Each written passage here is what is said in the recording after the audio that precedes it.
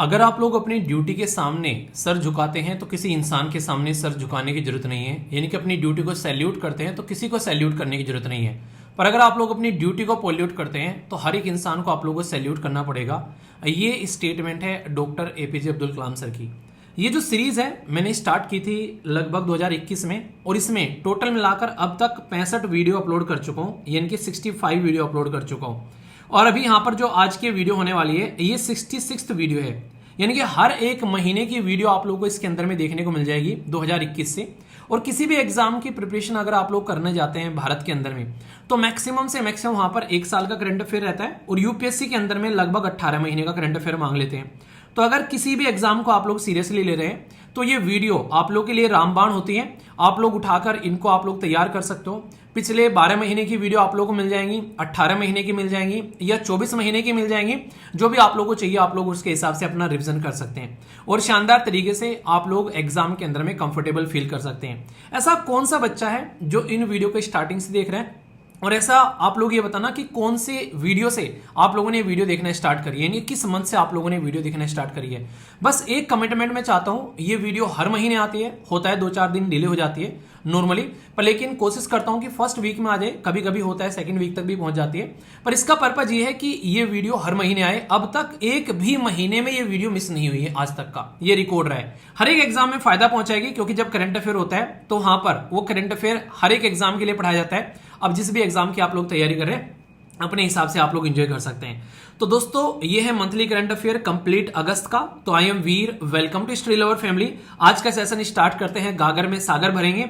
बहुत ही शानदार तरीके से आप लोग को polity, economy, index, report, award या फिर कोई भी इंपॉर्टेंट जो डिफेंस की न्यूज है या फिर इसके अलावा जो भी इंपॉर्टेंट फैक्ट्स एंड फिगर है अगस्त महीने के, वो सारी इस वीडियो के अंदर में मैं कवर करने वाला हूं। तो आइए आज का सेशन स्टार्ट करते हैं बिना किसी देरी के। पॉलिटी एक ऐसा सेक्शन है जिसका स्टैटिक और करंट अफेयर का पोर्शन दोनों इंपॉर्टेंट होता है और न्यूज में रहते हैं किसी न किसी रीजन की वजह से। तो इस सेक्शन के बारे में पहले बात करूंगा आप लोगों से, एक एक पॉइंट आप लोगों के माइंड में फिर क्लियर होता हुआ नजर आएगा। एक टर्म है जिसको बोलते हैं लीगल इंसैनिटी। लीगल इंसैनिटी को जब हिंदी में आप लोग पढ़ेंगे तो इसको बोलेंगे कानूनी पागलपन। क्या मतलब, कानून पागल हो गया क्या? कानून तो सुना था अंधा होता है, पागल भी हो गया ऐसा नहीं है, इस टर्म का मतलब कुछ और है। एक बार समझ लोगे तो फिर एग्जाम में क्वेश्चन नहीं छूटेगा। अभी क्या हुआ रिसेंटली, हमारे देश के अंदर में अलग अलग राज्य के अलग अलग हाईकोर्ट हैं। तो टोटल कितने राज्य ऐसे हैं जिनके पास में खुद के हाईकोर्ट हैं, ये आप लोग बताइए। मैं यहां पर बात कर रहा हूं हमारे देश के छत्तीसगढ़ हाईकोर्ट के अंदर में। ये पर्टिकुलर आप लोगों को देखने को मिलेगा छत्तीसगढ़, जो कि मध्य प्रदेश से अलग कर एक नया राज्य बनाया गया था। कौन से साल में ये आप लोग को पता ही है, कमेंट बॉक्स में लिख देना। तो यहां पर छत्तीसगढ़ हाईकोर्ट ने अभी क्या किया, एक इंसान को छोड़ दिया जबकि उस इंसान ने मर्डर कर रखा था। यहां पर उस इंसान को फिर भी रिहा कर दिया। आखिर क्यों? क्योंकि अगर कोई इंसान कोई ऐसा काम करे उस काम के बारे में जिसका कोई आइडिया ना हो, उस इंसान जो है उसका दिमाग जो है उतना डेवलप ना हुआ हो कि वो सही और गलत क्या कर रहा है, तो उस इंसान को सजा नहीं मिलनी चाहिए। जैसे मान लीजिए कोई बच्चा है, उस बच्चे ने आप लोगों का मोबाइल रखा था टेबल के ऊपर में, वो मोबाइल उठाकर उस बच्चे ने पानी की बाल्टी में डाल दिया। तो आप लोग क्या है उस बच्चे को पीटोगे, क्योंकि उसको पता ही नहीं है कि यार मोबाइल जो है वो पानी में डालने से खराब हो जाता है। यहाँ पर आप लोग का जो मोबाइल है वो चल नहीं रहा है, आप लोग उठाकर बच्चे को थपड़ियाना स्टार्ट कर दो, कोई मतलब नहीं उस चीज का। तो यही पैटर्न फॉलो किया जाता है हमारे देश के अंदर में अलग अलग कोर्ट के द्वारा। और यहां पर यह बोला जाता है कि अगर कोई इंसान ऐसा है जो कि समझ नहीं पा रहा है कि सही और गलत क्या है, कि वो यहां पर इनको डिफरेंस ही नहीं कर पा रहा है कि राइट और रॉन्ग में क्या फर्क है यहां पर, तो ऐसे लोगों को जो कि मेंटल कैपेसिटी में नहीं है उस लेवल पर, तो यहां पर उनसे अगर कोई गलती हो जाए, उनसे अगर किसी इंसान की जान चली जाए यहां पर और उसको इसका अंदाजा ही नहीं है उसने क्या कर दिया, तो उनको सजा देने का भी कोई मतलब बनता नहीं है यहां पर। तो इसके चलते यहां पर यह मानता है कि इंसान अनसाउंड माइंड है, यानी कि इनका मस्तिष्क जो है वो अस्वस्थ है यहां पर, और साथ ही साथ में ये नेचर ही नहीं अंडरस्टैंड कर पा रहे हैं कि इन्होंने किसी इंसान को मार दिया यहां पर। तो इसके चलते यहां पर कानून जो है वो इस एक्ट को समझता है कि इन्होंने गलत और सही इनको फर्क नहीं समझ में आ रहा है। तो इसके चलते ऐसे इंसानों को जेल में डालने को कोई मतलब नहीं है, क्योंकि ऑलरेडी बीमार है। तो उनके लिए सही जगह होती है जहां पर इनका इलाज किया जाता है। नॉर्मली हम लोग पागल खाने बोलते हैं, पर लेकिन ये मेंटल हॉस्पिटल आप लोग बोल सकते हैं इनको। इसके लिए हमारे देश के अंदर में क्रिमिनल लॉ के अंदर में सेक्शन जो 84 है आईपीसी का, उसके अंदर में इसके बारे में मेंशन है। तो इसी का इस्तेमाल कर यहां पर चीज देखने को मिली और इसका इंट्रोडक्शन इसी में किया गया था यहां पर, ताकि ऐसे इंसान को यहां पर सजा से बचाया जा सके। अगर कोई पूछे कि यहां पर अगर ये पर्टिकुलर शब्द हम लोगों ने किस पर्टिकुलर देश से लिया, यहां पर अगर कोई ये पूछने लगे आप लोगों से, तो याद रखना ये हम लोगों ने यूके से लिया है। यूके के अंदर में यहां पर एक पर्टिकुलर नियम था जिसको मैकनॉटन का नियम बोला गया यहां पर, ये मैकनॉटन रूल, और ये 1843 का था। यहां पर basically United state of America नहीं, यूके की बात की जा रही है। आप लोग कंफ्यूज मत हो जाना, क्योंकि मैक्सिमम जो जुडिशरी के प्रोविजन है हम लोगों ने वो यूएसए से लिए हैं, पर लेकिन यहां पर मैं बात कर रहा हूं यूके की। तो यूके और यूएसए में फर्क समझना, क्योंकि जुडिशरी हमारी पावरफुल है, हम लोग हमेशा यूएसए के साथ में कंपेयर करते हैं, पर ये कॉन्सेप्ट हम लोगों ने यूके से लिया है, तो इसको लेकर आप लोग कंफ्यूज मत हो जाना, ठीक है। तो समझ में आ गया। तो छत्तीसगढ़ हाईकोर्ट के द्वारा यहां पर जब डिसीजन दिया गया तो यहां पर ऐसे इंसान को छोड़ दिया गया, क्योंकि उसको पता ही नहीं था, उसने खून तो कर दिया, पर लेकिन सही और गलत में उसका फर्क नजर नहीं आ रहा है। कई सारी मूवीज ऐसी होती है जिनमें दिखा जाता है अगर कोई अपराधी कोई मर्डर कर देता है तो फिर उसको पागल दिखाने की कोशिश की जाती है कि पागलपन में इसने मर्डर कर दिया। तो कई बार इस लूप होल का इस्तेमाल कर कई सारे डॉक्टरों के साथ में मिलकर पागलपन का सर्टिफिकेट लेकर ऐसे लोगों को बचाने की भी कोशिश की जाती है, तो वो भी एक धंधा चलता है। पर लेकिन यहां पर ये इंपॉर्टेंट है कि हाँ, हमारे कानून में ये प्रोविजन है कि इस तरीके से यहां पर चीजों को देखना चाहिए। तो ये एक इंपॉर्टेंट आर्टिकल है। कहां से लिया गया? यूके से लिया गया, हमारे देश के अंदर में अवेलेबल है और रिसेंटली अभी यूज किया गया छत्तीसगढ़ हाईकोर्ट के द्वारा। ओके, ये एक ऐसा टॉपिक है जो कि पहले भी कई बार मैं डिस्कस कर चुका हूं और ये रेगुलर कई बार अलग अलग रीजन की वजह से न्यूज में आता है। जैसे यहां पर पब्लिक अकाउंट कमेटी जो है वो अभी न्यूज में इसलिए आई क्योंकि हमारे देश के अंदर में जो टोल कलेक्शन किया जाता है, जब आप लोग सड़कों पर गाड़ी लेकर उतरते हैं तो कहीं भी रास्ते में आप लोगों को टोल मिल जाता है, तो वो टोल कई बार किस तरीके से हमारे से लिया जाता है, कई बार तो लंबे समय तक वहां पर टोल चलता रहता है जबकि उनका पैसा भी रिकवर हो चुका होता है, और कई बार टोल पर कई सारी मनमानियां भी देखने को मिलती है। तो टोल कलेक्शन में रिफॉर्म होना चाहिए। कई बार कई सारे टोल पर बहुत लंबी लंबी लाइनें लग जाती हैं, तो उसकी वजह से अलग से तेल जो है ईंधन फूकता हुआ नजर आता है। तो इसलिए पब्लिक अकाउंट कमेटी ने बोला कि इसके अंदर में रिफॉर्म होने चाहिए, ये सिस्टम जो है हमको सुधारने चाहिए। तो इसके चलते यहां पर ये न्यूज में आया। तो ये पब्लिक अकाउंट कमेटी क्या है और क्यों यहां पर ऐसी बातें बोल रही है? नॉर्मली टोल वगैरह कलेक्शन का सारा सिस्टम तैयार किया जाता है गवर्नमेंट के द्वारा। तो अगर गवर्नमेंट ही पब्लिक अकाउंट कमेटी होती तो यहां पर वो तो कभी भी अपने आप से क्वेश्चन नहीं पूछती। इसका मतलब पब्लिक अकाउंट कमेटी में कुछ तो ऐसा है कि क्वेश्चन पूछ रही है, तो इसका मतलब इसकी बागडोर सरकार के हाथ में नहीं है। जी हां, ये आप लोगों ने सही समझा है। इसीलिए इस कमेटी की बहुत ज्यादा इंपॉर्टेंस मानी जाती है, क्योंकि जो इसके डिसीजन लिए जाते हैं वो यहां पर डायरेक्टली सरकार के ऊपर इंपैक्ट डालते हैं। और यहां पर ये जो डिसीजन है ये न्यूज में भी आते हैं, तो सरकार से क्वेश्चन पूछे जाते हैं मीडिया के द्वारा भी। अभी ये कमेटी जो है ऐसा नहीं कि पहली बार आई, हमारे देश के अंदर में ये कमेटी 1921 में आई थी। इसलिए 2021 में जब इस कमेटी को 100 साल पूरे हुए तो बहुत सारे क्वेश्चन यार इससे पूछे गए, ठीक है। तो मोंटेग्यू ट्रांसफॉर्म रिफॉर्म आप लोगों ने सुना है 1919 का, और जो 1909 का था उसको क्या बोलते थे? जो भी क्वेश्चन पूछता हूं उसके आंसर दे लिया करो, बहुत सारी चीजें आप लोगों को यहीं पर याद हो जाएंगी और रिवीजन भी हो जाएगा। अगर खुद नहीं पता है तो एक बार कमेंट पढ़ लिया करो, बहुत सारे बच्चे जानते हैं वो आंसर देते हैं, तो आप लोग उनके साथ में भी कनेक्ट कर आप लोग चीजें देख सकते हो। तो यहां पर स्टेब्लिश की गई 1921 में, और ये हमारे देश के अंदर में अगर बात करें तो एक तरीके से जो 3 फाइनेंशियल कमेटी है उनमें से एक कमेटी आप लोग को पार्लियामेंट की देखने को मिलती है। और जब कैग कोई रिपोर्ट प्रस्तुत करता है तो उस रिपोर्ट को पढ़ना समझना कि कहां कहां सरकार क्या क्या खर्च कर रही है वो यही कमेटी करती है। देखिए वैसे तो अपोजिशन सरकार का कुछ कर नहीं सकती है, पर लेकिन ये कमेटी होती है जिसके थ्रू वो सरकार का कॉलर पकड़ने की कोशिश करती है अगर सरकार अपने दायरे से बाहर जाती है। और सबसे बड़ी बात है ये कमेटी की इंपॉर्टेंस इसलिए भी है क्योंकि इसमें लोकसभा प्लस राज्यसभा दोनों के मेंबर होते हैं। टोटल मिलाकर 22 मेंबर होते हैं, 5 लोकसभा और 7 राज्यसभा।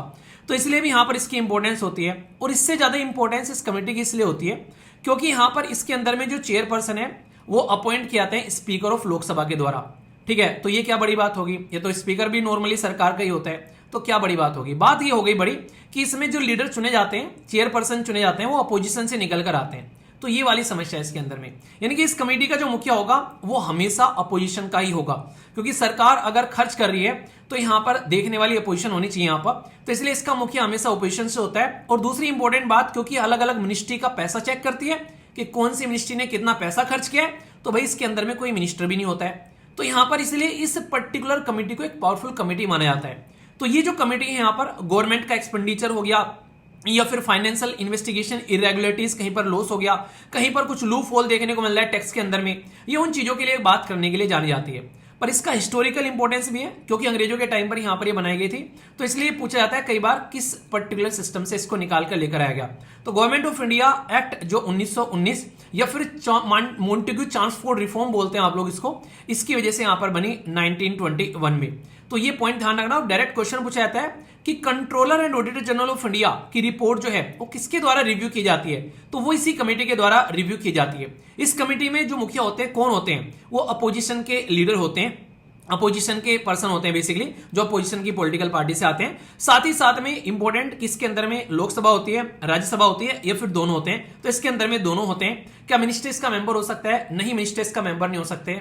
ये क्वेश्चन इतनी बार रिपीटेडली पूछे जा चुके हैं पास्ट में जिसकी कुछ हद नहीं है, इसलिए टॉपिक भी मैं कई बार डिस्कस कर देता हूं ये, तो इसको आप लोग टेंशन में मत लेना कि कई कुछ टॉपिक रिपीट हो जाते हैं। इसका मतलब ये होता है कि ये न्यूज में है, पर रीजन अलग अलग है, कभी किसी रीजन की वजह से पीएससी न्यूज में है, तो कभी किसी रीजन की वजह से। ठीक है, समझ में आ गया? किसको पहले से पता था कमेंट बॉक्स में बताना। एक टर्म है आप लोगों के सामने जिसको बोलते हैं सेफोलॉजी। यहां पर पी आप लोगों को साइलेंट देखने को मिलेगा और ये काफी इंटरेस्टिंग टर्म है, और फिलहाल आप लोगों के सामने काफी ज्यादा न्यूज में भी आप लोगों को देखने को मिली है। इसके पीछे रीजन ये था कि राहुल गांधी के द्वारा अपोजिशन के द्वारा कहीं ना कहीं आरोप लगाए गए थे गवर्नमेंट के ऊपर में कि महाराष्ट्र के इलेक्शन जब हुए थे 2024 के अंदर में, उस टाइम पर कई सारी घपलेबाजी हुई थी, तो इसकी वजह से यहां पर ये काफी ज्यादा न्यूज में आ गया था सेफोलॉजी। तो यहां पर इसी को लेकर ये मुद्दा बना था यहां पर, जिसके चलते संजय कुमार जो थे यहां पर उनके खिलाफ एक पर्टिकुलर केस भी चलाने की बात की गई थी, पर सुप्रीम कोर्ट ने उस केस पर स्टे लगा दिया था।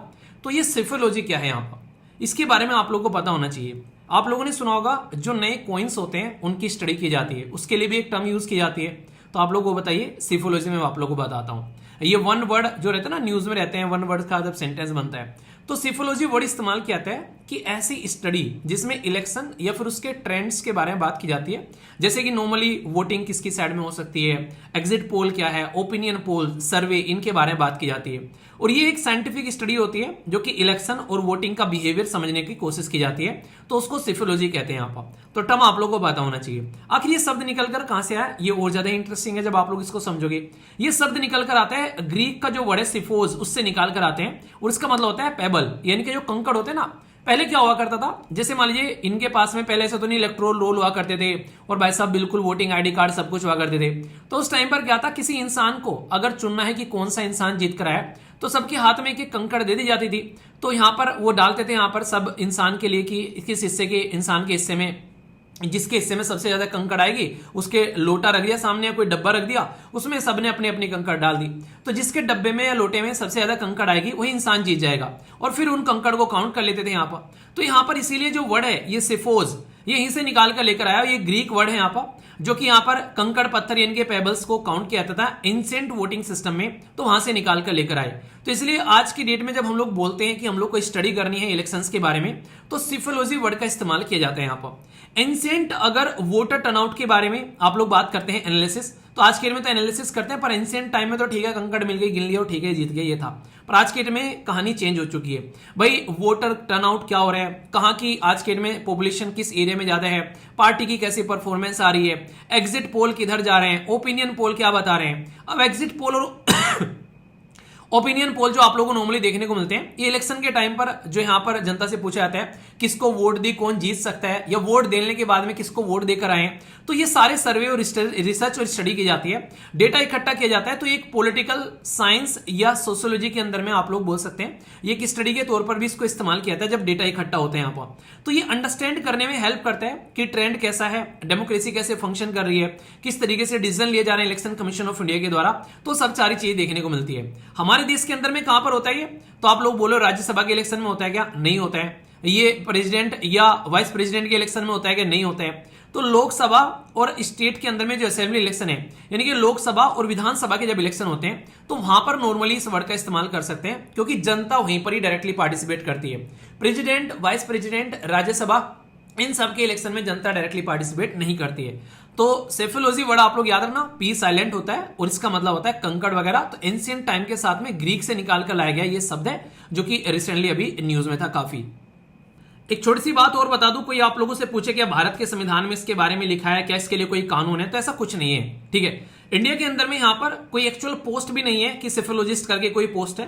हालांकि कुछ पार्टी है अपने पास में वो एनालिस्ट रखते हैं, पॉलिटिकल एनालिस्ट बोलते हैं नॉर्मली उनको, तो यहां पर उनको सेफोलॉजिस्ट बोल देते हैं, पर ऐसा कोई पर्टिकुलर सिस्टम क्रिएट नहीं किया गया भारत के अंदर में। ठीक है, तो पॉलिटिकल पार्टी अपने हिसाब से लगता है कि इंसान समझदार है भाई, इससे पूछ लो किस तरीके का क्या ट्रेंड होगा, कैसे कैसे है, तो ये चीजें नॉर्मली इस तरीके से देखने को मिल जाती हैं। तो दोनों में कंफ्यूजन नहीं होना चाहिए। ठीक है, ये टर्म काफी प्यारी, बहुत इंटरेस्टिंग है, इसके ऊपर में तो स्टार लगा लेना। एक टर्म है जिसको बोलते हैं कोलिसिव लिटिगेशन, मतलब हिंदी में बोलूं तो मिली भगत से किया गया मुकदमा या फिर सहयोगी मुकदमेबाजी, कोई भी टर्म आप लोग यूज कर सकते हैं। इसको समझाने के लिए एक एग्जांपल मैं आप लोगों को देता हूं, बड़ी आसानी से समझ में आ जाएगा आप लोगों को, और गवर्नमेंट अथॉरिटी का एग्जांपल दूंगा, वरना तो टर्म थोड़ी सी टाइट लगेगी, पर सुन लोगे तो समझ में आ जाएगी। मान लो यहाँ पर एक अथॉरिटी है, जैसे कि मान लो दिल्ली के अंदर में कोई दिल्ली डेवलपमेंट अथॉरिटी है, उसके पास में एक लैंड का टुकड़ा है, जमीन। उस लैंड के टुकड़े पर आकर किसी ने अपना कब्जा कर लिया। ये कोई प्राइवेट पार्टी है, प्राइवेट इंसान है, या कोई भी प्राइवेट कंपनी है, तो उसने कब्जा कर लिया। अब कब्जा करने के बाद में दोनों जो है कोर्ट में चले गए केस को लेकर। केस में क्या था, ये कह रहे कि जमीन हमारी है और ये कह रहे कि ये जमीन हमारी है। पर लेकिन जब कोर्ट केस सुन रहा था तो यहां पर ये क्या हुआ, भाई साहब ये दिल्ली डेवलपमेंट अथॉरिटी वाले हार गए केस को, और ये प्रॉपर्टी जो है वो प्राइवेट के हाथ में चली गई। तो नॉर्मली अगर देखा जाए यहां पर जब केस को ध्यान से देखा गया बैकएंड में जाकर, तो ये ऐसा नहीं कि ये हार गए हैं, ये इसे एक ऐसा नहीं कि हरा दिए हैं, इस इंसान ने हरा दिया है, इसके पास में इतने सबूत थे। ये जानबूझकर हार जाते हैं ताकि ये जो गवर्नमेंट की जमीन है किसी प्राइवेट के हाथ में चली जाए, और यहां पर ये प्राइवेट वाला जीत गया तो इसका क्या फायदा होगा, भाई इसके हाथ में जमीन चली गई, वो भी केस हारने के बाद में, क्योंकि ये हारे हैं ये जीते हैं, तो ये कुछ ना कुछ तो फायदा इसको पहुंचाएगा ना। तो बैक एंड में इसके अकाउंट में, या फिर अकाउंट में तो जाएंगे नहीं, खैर मतलब कैश वैस में, या तो इनके नाम कोई प्लॉट करवा देंगे घर वालों के किसी के, या फिर इनके किसी घर वालों के अकाउंट में पैसे चले गए या कैश पहुंच जाएगा घर पे। तो सरकार की जमीन जो कि जनता के फायदे के लिए इस्तेमाल होनी थी, वो गलत इंटेंशन से प्राइवेट के हाथ में पहुंचा दी और जानबूझकर केस को हार गए कोर्ट के अंदर में।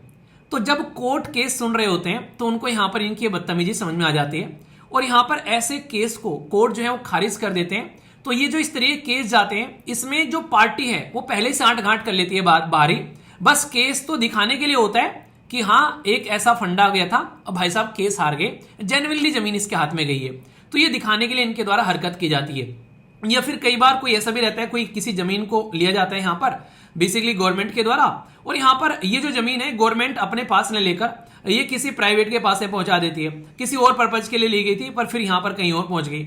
ऐसे केसेस में भी कई बार गवर्नमेंट जो है हार जाती है, मतलब जो ये गवर्नमेंट इंस्टीट्यूशन है, तो ये डिपार्टमेंट के अंदर में करप्शन का एक नया मैटर उजागर करता है, तो इसको कोलिसिव लिटिगेशन कहते हैं। यहाँ पर समझ में आ गया, बड़ी आसान शब्दों में मैंने आप लोगों को समझा दिया कि मिली भगत से किया गया मुकदमा, यानी कि गवर्नमेंट ऑफिशियल और यहाँ पर जो प्राइवेट पार्टी है वो आपस में भारी मिली भगत करती है, केस पर दिखाने के लिए होता है। तो कोर्ट को जैसे ही समझ में आ जाता है तो कोर्ट यहाँ पर इनको लपेट लेता है।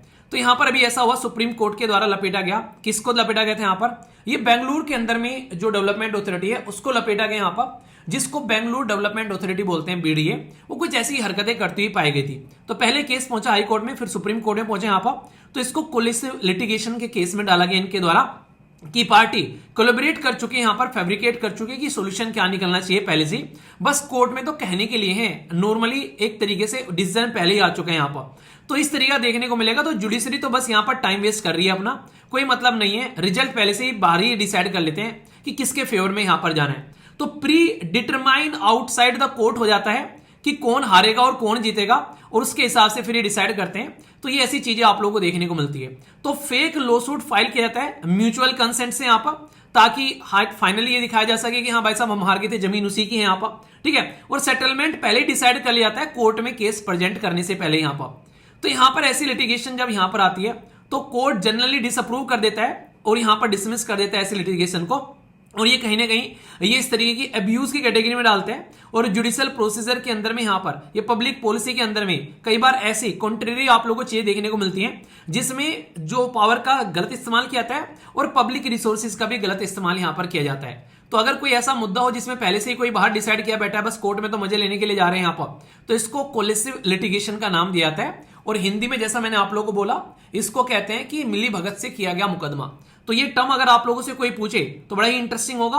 कई बार बच्चे इसका आंसर नहीं दे पाएंगे, पर अगर आप लोग ध्यान से एक बार कॉन्सेप्ट समझ लेंगे तो आप लोग मार्क्स मारकर, यानी कि एक नंबर, एक पर्टिकुलर क्वेश्चन सही कर निकल जाएंगे। और ये छोटे छोटे नंबर जब जुड़ते हैं तो आप लोग को सिलेक्शन देकर जाते हैं। ठीक है, समझ में आ गया। भारत के अंदर में कोई भी एग्जाम आप लोग दे लो, ये एक एवरग्रीन सेक्शन होता है जिससे हमेशा क्वेश्चन पूछे जाते हैं। इसको आप लोग गवर्नेंस ही बोल सकते हैं, इंपॉर्टेंट गवर्नमेंट के इनिशिएटिव्स बोल सकते हैं, कोई वेबसाइट वगैरह लॉन्च हो गई या किसी पर्टिकुलर सेक्शन के लिए कोई स्कीम अलग से लॉन्च कर दी यहाँ पर, किसी को घर प्रोवाइड करा देना, किसी को हेल्थ तो किसी को एजुकेशन, तो बहुत सारे ऐसे इनिशिएटिव गवर्नमेंट के होते हैं जो कि यहाँ पर स्कीम की फॉर्म में भी आप लोगों से पूछे जाते हैं। तो यहाँ पर मैं डिस्कस करूंगा कई सारे, जैसे इंपॉर्टेंट वेबसाइट लॉन्च कर दिया, कोई एप्लीकेशन लॉन्च कर दिया, तो कई सारी ऐसी चीजें आप लोगों को देखने को मिलती है, यानी किसी न किसी सेक्शन को ये फायदा पहुंचाता हुआ नजर आता है। तो आइए इस सेक्शन को देखते हैं, इंपॉर्टेंट और इंटरेस्टिंग दोनों है ये सेक्शन। गाना सुना है, मैं निकला ओ गड्डी लेके, गदर मूवी का डायलॉग है, किस किसने गाना सुना है? तो यहाँ पर इस गाने के अंदर में जो सनी देओल है वो गड्डी लेके निकलते हैं, यानी कि एक ट्रक ड्राइवर रहते हैं। तो क्या घर से गड्डी लेके निकलने वाला ट्रक ड्राइवर जब किसी लंबे हाईवे पर निकलता है और वहां पर वो कई दिन में अपने डेस्टिनेशन पर पहुंचता है और बीच में अपने घर भी नहीं आता है, क्या उसको फैसिलिटी नहीं मिलनी चाहिए? उस ड्यूरेशन में एक ट्रक के अंदर ही रहना, खाना पीना सोना सब कुछ वहीं पर उसका होता हुआ नजर आता है। तो इसी बात को ध्यान में रखते हुए हमारे देश के अंदर में गवर्नमेंट ऑफ इंडिया के द्वारा अपना घर, ये एक इनिशिएटिव लॉन्च किया गया है ट्रक ड्राइवर्स के लिए, जो कि हाईवे पर आज की डेट में ट्रेवल करते हुए नजर आते हैं। तो सबसे पहले इंपॉर्टेंट बात क्या है, अगर कोई डेस्टिनेशन काफी लंबा है और रास्ते में यहाँ पर जरूरत पड़े कि यार थोड़ा बहुत रुक लेना चाहिए यहाँ पर, तो इसके चलते ministry of petroleum and natural gas हमारे देश के अंदर में ये एक इनिशिएटिव लेकर आई है, ऑयल और गैस सेक्टर के जो एरिया में जो ट्रक चलाने वाले आप लोगों को नॉर्मली देखने को मिलते हैं, ताकि उनको शांति में एक अच्छी जिंदगी जीने को मिल जाए। जब वो घर से निकले तो रास्ते में उनको कहीं रहने की एक जगह मिल जाए। ये कोई परमानेंट हाउस नहीं है, ये एक तरीके का आप लोग हॉस्टल या फिर एक होटल टाइप में आप लोग बोल सकते हो, जहां पर सारी फैसिलिटी रहेंगी बेसिक, जो इनको प्रोवाइड कराई जाएंगी। बेसिक एमिनिटीज जैसे कि वाटर, इलेक्ट्रिसिटी, सैनिटेशन, इंटरनेट वगैरह सब देखने को मिलेगा। इसी के साथ में यहाँ पर कई जगह दूर दराज वाले एरिया में जाने पर ऐसी फैसिलिटी नहीं मिलती है। तो यहाँ पर जो भी पब्लिक सेक्टर ऑयल गैस ये हैं, खासकर अगर ministry of petroleum natural gas के अंदर में ओएनजीसी, आईओसीएल, बीपीसीएल, एचपीसीएल, गेल ऑयल, ये सारे आप लोगों को देखने को मिलते हैं। तो उसके लिए यहाँ पर आप लोग पहले से ही बुक करा सकते हैं 8 घंटे का रेस्टिंग स्लॉट, ताकि आप लोग वहां पर एटलीस्ट रात में रुक सको, सो सको, या फिर जब भी आप लोग का टाइम लगे उस टाइम पर रुककर आप लोग लाइफ को थोड़ा सा रिलैक्स कर सको। तो इसमें काफी सारी यूनिट जो हैं वो आप लोग के सामने यहाँ पर सामने निकल कर आई, और इसमें कहीं ना कहीं आप लोग को अंदर ही इसमें रुकने का, खाना बनाने का, clean toilet, dedicated bathing area, ये सब चीजें आप लोग को इसी के अंदर में प्रोवाइड करा दी जाएगी। तो ये काफी अच्छा इनिशिएटिव है। आप लोग नॉर्मली देखते होंगे जो ट्रक चलते हैं सड़क पर वो अक्सर रातों को चलते हुए नजर आते हैं, तो उसके चलते एक बेसिक फैसिलिटी यहाँ पर प्रोवाइड कराने की कोशिश की जा रही है। तो कैसा लगा इनिशिएटिव जरूर बताइएगा। ये ministry of petroleum and natural gas की साइड से स्टार्ट किया गया है। एक इनिशिएटिव का नाम आप लोगों ने सुना है, कई बार इसके बारे में बात भी की जाती है कि एक पेड़ मां के नाम। तो यहाँ पर ये जो पर्टिकुलर इनिशिएटिव था ये काफी ज्यादा चर्चा में रहा था। तो यहाँ पर उसी चीजों को आगे बढ़ाने के लिए मैत्री 1 यानी कि मदर फॉरेस्ट इनिशिएटिव हमारे देश के अंदर में जो कि स्टार्ट किया गया था, अब इसको आगे बढ़ाया जा रहा है अलग अलग एरिया के अंदर में। अभी रिसेंटली यहाँ पर ये अलग अलग रीजन के अंदर में, जैसे गुरुग्राम हो गया या फिर अलग रीजन में, ताकि जो अरावली हिली एरिया है ये यहाँ पर हमारे देश के अंदर में एक ऐसा हिली एरिया है जो कि नॉर्मली आप लोग देखोगे गुजरात, राजस्थान से होते हुए ये दिल्ली तक फैला हुआ एरिया आप लोगों को नजर आ जाएगा। तो इन एरिया में फॉरेस्ट लगाने की बात की जा रही है, और ये इनिशिएटिव स्टार्ट किया गया था वर्ल्ड इन्वायरमेंट डे के दिन। किस दिन वर्ल्ड इन्वायरमेंट डे सेलिब्रेट करते हैं, तो ये आप लोग बताइए। यहाँ पर ministry of environment, forest and climate change का ये इनिशिएटिव है, जिसको मैत्री 1 या फिर मदर फॉरेस्ट आप लोग बोल सकते हैं। सबसे इंपॉर्टेंट बात यहाँ पर यह है कि अलग अलग एरिया में लोगों को, जैसे कि एनजीओ वगैरह हो गई, लोकल कम्युनिटी हो गई, परिवार वाले हो गए, एक तो माँ के साथ में कनेक्ट कर दिया। तो माँ के साथ में कनेक्ट करने का मतलब ही सीधा है कि इमोशनली कनेक्ट किया जा रहा है कि पेड़ अगर हम लोग लगाएंगे तो हमारी जो धरती माँ है वो प्रोटेक्ट रह पाएगी। तो ये मैटरनल रिस्पेक्ट दिखा रहा है जो कि इन्वायरमेंट के साथ में हम लोगों ने कनेक्ट कर दिए। तो एक पेड़ माँ के नाम, ये प्रोग्राम गवर्नमेंट ऑफ इंडिया के द्वारा इसीलिए स्टार्ट किया गया था ताकि हम लोग माँ के नाम पर ही एटलीस्ट पृथ्वी पर पेड़ लगाएं और पृथ्वी को हरा भरा बनाएं। इससे दो फायदे देखने को मिलेंगे, एक तो इन्वायरमेंट जो है वो अपग्रेड होगा हमारा, और साथ ही साथ में इसके चलते हमारी जो पृथ्वी है उसके ऊपर में अगर आप लोग चीजों को समझोगे, जैसे कि ऑक्सीजन अच्छी खासी मिलेगी, साथ ही साथ में मिट्टी का कटाई कम होगी, हमारे को फल फ्रूट्स मिलते हुए भी हम लोग को यहाँ पर नजर आएंगे। और यहाँ पर 2070 तक जो हमारा टारगेट है कार्बन एमिशन को 0 करने का, तो उसमें भी काफी बड़ा इनिशिएटिव आप लोग को देखने को मिलेगा। तो ये नेशनल इंपोर्टेंस का इमोशनल और कल्चर के साथ में कनेक्ट करते हुए इनिशिएटिव है यहाँ पर, जो कि काफी अच्छे लेवल पर आगे बढ़ाते हुए यहाँ पर देखने को मिले। तो इनिशिएटिव याद रखना किसका है, क्यों यहाँ पर चलाया गया।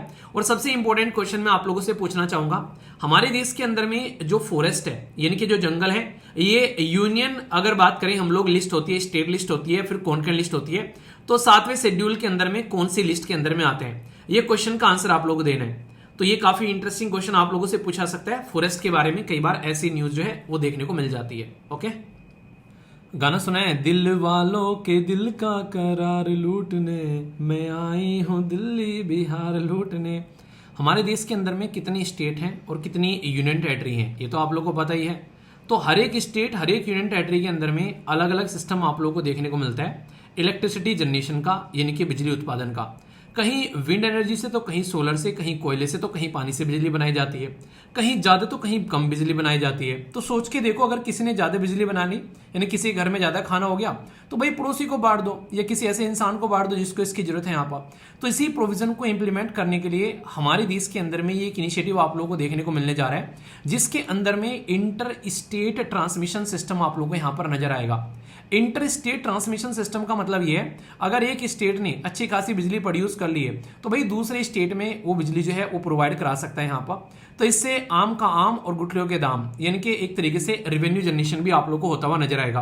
तो ये काम किया जा रहा है इलेक्ट्रिसिटी एक्ट 2003 के हिसाब से, और ये मैनेज किया जा रहा है power grid corporation of India, जिसको PGCIL आप लोग बोलते हैं। तो यहाँ पर ये इसको इंप्लीमेंट करने वाली है नेशनल लेवल पर, क्योंकि आज की डेट में अगर एक अच्छा ग्रिड रहेगा तो चीजें अच्छी रहेंगी। अब ये ग्रिड क्या बवाल है, अब सोच के देखो, मान लो मेरा घर है, मेरे घर के अंदर में इलेक्ट्रिसिटी अच्छी खासी आ रही है और यहाँ पर पड़ोसी का घर है, पड़ोसी के घर में बिजली जा नहीं रही है, तो किसी तार के थ्रू हम लोग कनेक्ट करेंगे ना यहाँ पर। तो यहाँ पर तार के थ्रू कनेक्ट कर मेरे घर में से यहाँ पर बिजली पहुंच जाएगी और कल को चलकर हो सकता है इसके घर में से कहीं और पहुंचा दे। तो यहाँ पर ग्रिड सिस्टम जो होता है ये कनेक्टिविटी का एक मीडियम होता है, जहां पर आप लोग अपनी बिजली जो है वो यहाँ पर भेज सकते हो और सामने वाला जो है उसको उधर से खरीद भी सकता है। तो यहाँ पर ऐसे सिस्टम आप लोगों को देखने को मिलेगा। तो इसी के चलते हमारे देश के अंदर में आने वाले टाइम पे सारी स्टेट और यूनियन टेरिटरी जो है इस चीज को इंप्लीमेंट करते हुए नजर आएंगी, क्योंकि देश में इलेक्ट्रिक व्हीकल का भी काफी अच्छा मूवमेंट चल रहा है, तो उसको लेकर भी चीजें सपोर्ट की जा रही है। तो ये काफी इंपॉर्टेंट आप लोगों के लिए रहने वाला है। तो इसी के चलते इंपॉर्टेंट बात यहां पर यह है कि एलिजिबिलिटी क्या है, अगर बात करें कवरेज क्या होगा, तो इंटर स्टेट ट्रांसमिशन लाइन के लिए यहां पर ये जनरेटर डिस्ट्रीब्यूशन और कंपनीज जो है वो यहां पर मिलकर काम करेगी, और सेंट्रल जो इलेक्ट्रिसिटी रेगुलेटरी कमीशन है वो यहां पर इसको रेगुलेट करेगा। तो कहने का मतलब है कि अलग अलग तरीके से अगर आप लोग बिजली को प्रोड्यूस करते हो तो यहां पर बिजली को एक जगह से दूसरी जगह पर पहुंचाया जाएगा आराम से। तो फायदा ये होगा, जहां बिजली नहीं है वहां बिजली मिल जाएगी और जहां एक्स्ट्रा है वो पैसे कमा पाएगा, एक तरीके से ये फायदा देखने को मिलेगा। यही सिस्टम था जब देश के अंदर में हम लोग सोलर पावर ग्रिड को कनेक्ट करने की बात करते हैं, तो उसमें यहां तक भी था कि जनता भी चाहे अगर एक्स्ट्रा चीजें लगा रही है अपने घर के अंदर में तो बिजली बेच भी सकती है। तो ये कहीं ना कहीं काफी फायदेमंद यहां पर होने वाला है। तो ये आने वाले टाइम पर फायदेमंद देखने को मिलेगा। वैसे इलेक्ट्रिसिटी किस लिस्ट में आती है, ये यूनियन लिस्ट में आती है, स्टेट लिस्ट में आती है या फिर कॉन्करेंट लिस्ट में आती है, बताइए तो सही जरा। कैंसर हमारे देश के अंदर में बड़ी खतरनाक बीमारी है यहाँ पर भाई साहब, उससे रिलेटेड बहुत सारे लोग मरते हुए नजर आते हैं, तो अलग अलग तरीके के कैंसर होते हुए नजर आते हैं। तो इसको लेकर हमारे देश के अंदर में एक प्रोग्राम लॉन्च किया गया जिसको कैच बोला गया। जैसे नहीं आप लोग क्रिकेट अगर खेलते हैं तो बॉल को कैच करना, ऐसे ही यहाँ पर यह है कैच ग्रांट प्रोग्राम, यानी कि CGP। तो क्या है ये कैच ग्रांट प्रोग्राम, जिसको कैच अनुदान कार्यक्रम भी आप लोग हिंदी में बोल सकते हैं। तो यहाँ पर कैच की जो फुल फॉर्म है ये है catalysing advancing technology for commercialisation hub. तो ये particular programme department of biotechnology के द्वारा, मिनिस्ट्री ऑफ जो साइंस है उसके द्वारा मिलकर यहाँ पर लॉन्च किया जाता है। इसका बेसिक पर्पज ये है कि हम लोग जो स्टार्टअप है जो रिसर्च करते हैं इस फील्ड के अंदर में, बायोटेक वाले फील्ड में, खासकर अगर कल को चलकर चीजों को सुधारना है, कैंसर से रिलेटेड जो बीमारी है उनको हम लोग को इंप्रूव करना है, तो अपने देश के अंदर में आत्मनिर्भर बनना चाहते हैं। अब ऐसे काम करने के लिए अलग अलग कंपनी चाहिएगी, अलग अलग फील्ड में काम कर सकते हैं, क्योंकि बायोटेक्नोलॉजी में यहाँ पर बायो भी हो गया और टेक्नोलॉजी भी होगी, तो यानी कि जीवों के ऊपर में एक्सपेरिमेंट करने वाली बात आ गई। तो यहाँ पर इससे काफी फायदा होगा और सरकार भी फिलहाल रिसर्च एंड डेवलपमेंट को सपोर्ट करती नजर आ रही है। तो इंडिया AI और नेशनल कैंसर ग्रिड के द्वारा कैच ग्रांट प्रोग्राम जो है वो सपोर्ट किया जा रहा है, ताकि AI का इस्तेमाल कर कैंसर का ट्रीटमेंट हम लोग कर सके। तो कैच की फुल फॉर्म एटलीस्ट जरूर याद रखिएगा, क्योंकि रिसर्च एंड डेवलपमेंट करने के लिए ये काम किया जा रहा है। तो बहुत ही इंपॉर्टेंट हो गया आने वाले टाइम में, क्योंकि AI का इस्तेमाल जो है हम लोग हर फील्ड में कर रहे हैं। आज की डेट में एजुकेशन के फील्ड में, हेल्थ के फील्ड में, अभी यहाँ पर कैंसर को ठीक करने के फील्ड में, इवन आज की डेट में इंटरनेशनल लेवल पर भी AI को लेकर काफी लार्ज स्केल पर चीजें सपोर्ट की जा रही है। और कई सारे इलेक्ट्रॉनिक फील्ड वाली कंपनी तो किसी भी प्रोडक्ट पर AI सपोर्ट प्रोडक्ट लिखकर बेच देती है मार्केट में 5-7 हजार रुपए उसका भाव बढ़ाकर। तो ये आज की डेट में AI का बूम चल रहा है। लोगों को जागृत करने के लिए ई जागृति प्लेटफॉर्म सिस्टम आप लोगों के सामने यहाँ पर लॉन्च किया गया। इससे फायदा क्या हुआ, इससे फायदा ये हुआ, कल को चलकर अगर आप लोगों को कोई दिक्कत समस्या परेशान आती है कहीं भी किसी भी चीज के अंदर में, तो यहाँ पर आप लोगों का सॉल्यूशन निकलेगा, वो भी ऑनलाइन चीजों को सपोर्ट करते हुए। मतलब क्या था, मतलब ये था ई जागृति प्लेटफॉर्म, ये एक digital initiative ministry of consumer affair के द्वारा लॉन्च किया गया था। और फिलहाल ये है कि इसके अंदर में कई सारे ऐसे इनिशिएटिव थे जिसके तहत में लगभग इतने सारे केसेज जो हैं वो यहाँ पर निपटा दिए गए। तो यहाँ पर कल को चलकर कोई भी अगर केस रहता है किसी भी डिस्ट्रिक्ट के अंदर में, स्टेट के अंदर में, तो यहां पर उसको कंप्यूटराइज किया जाएगा और इंटीग्रेटेड कंज्यूमर डिस्प्यूट रिड्रेसल जो कमीशन है उसके थ्रू चीजें भेजी जाएगी। यानी कि ऑनलाइन कंप्लेन फाइल करना, केस को ट्रैक करना और फिर जजमेंट आना। तो पहले क्या था कि केस पड़ रहता था, कोई चेक करने वाला है ही नहीं है। अब यहाँ पर सारी चीजें ऑनलाइन देखने को मिल रही हैं, तो पता लगाया जा सकता है कितना काम चल रहा है। और जब ऊपर कोई डंडा लेकर बैठ जाता है तो भाई काम जल्दी जल्दी होता है। तो इसके चलते यहां पर ये एक वर्चुअल हियरिंग इन कमीशन प्रोसीडिंग नाम करके आप लोगों को देखने को मिलेगा, जहां पर कितने केस फाइल किए गए, कितने प्रोग्रेस में है और कितने डिस्पोजल कर दिए गए। तो इसका पूरा का पूरा डेटा रहता है। तो इससे ये फायदा है कि भाई पता चलता रहता है कि काम हो रहा है कि नहीं हो रहा है। तो ई जागृति सिस्टम आप लोगों को यहाँ पर जागृत करने के लिए इसलिए काफी इंपॉर्टेंट आप लोगों को देखने को मिल रहा है। तो ये फ्लैगशिप इनिशिएटिव है department of consumer affair, ministry of consumer affair का, food and public distribution, government of India के अंदर में, जो कि यहाँ पर ऑनलाइन प्लेटफॉर्म है इंपावर करने के लिए कंज्यूमर को, ताकि अवेयर किया जा सके, एजुकेट किया जा सके, उनकी समस्याओं का समाधान किया जा सके। और साथ ही साथ में डिजिटल नॉलेज हब बनाने की कोशिश की जा रही है, ताकि कानून, पॉलिसीज, प्रोग्राम जो भी गवर्नमेंट लेकर आती है वो लोगों तक पहुंचाई जाती है। तो जो पहले एक कहावत नहीं सुना करते थे आप लोग, जागो ग्राहक जागो, वो जो कैंपेन चला करता था, तो अब रियलिटी में ग्राहक को जगाने की कोशिश इन्होंने करनी स्टार्ट कर दी है। अब तक तो बस कैंपेन चल रहा था, अब रियलिटी में ग्राहक को जगा रहे हैं ये लोग। ठीक है, अगर कोई भी प्रोग्राम यहाँ पर फीमेल के लिए या फिर ट्राइबल कम्युनिटी, छोटे बच्चों के लिए या बच्चों के लिए इनिशिएटिव लॉन्च किए जाते हैं तो इंपॉर्टेंट हो जाते हैं। ऐसा ही है यहाँ पर नव्या इनिशिएटिव। तो ये जो इनिशिएटिव है यहाँ पर, इसके फुल फॉर्म पहले आप लोगों को पता होना चाहिए, नर्चरिंग एस्पायरेशन। जो भी यहाँ पर है, एस्पायरेंट जो होते हैं नॉर्मली जो कुछ नया सीखना चाहते हैं, कुछ करना चाहते हैं, उनको वोकेशनल ट्रेनिंग प्रोवाइड कराई जाएगी। जो यंग एडोलसेंट गर्ल है, इनके जो अभी लड़कियां हैं जो जिनकी एज 14 से लेकर 18 के बीच में है, उनको सपोर्ट प्रोवाइड कराया जाएगा ministry of women and child development की साइड से। तो यहाँ पर ये एक तरीका इनिशिएटिव है जो कि वन स्टॉप सेंटर बनाए जाने की कोशिश की जा रही है, जहां पर बच्चों को ट्रेनिंग प्रोवाइड कराया जाए ताकि वो आगे चलकर जॉब करने के काबिल बने। और यहाँ पर ये जो आज के डेट में गैप देखने को मिलता है कि हम लोग बोलते हैं हमारे देश के अंदर में फंडामेंटल राइट है, राइट टू एजुकेशन, 6 से लेकर 14 साल के बच्चों के लिए। तो 6 से लेकर 14 साल के बच्चे जब फंडामेंटल राइट की एजुकेशन का फायदा उठाते हैं तो 8वीं तक उनकी की क्लास जो है वो पूरी हो पाती है। आगे अगर उनको कुछ करना है, 14 से लेकर 18 साल के आगे अगर कुछ करना है, तो यहाँ पर ये एक ब्रिज का काम करने वाला है उस टाइम पर, जो फैसिलिटी प्रोवाइड कराता हुआ यहाँ पर नजर आएगा।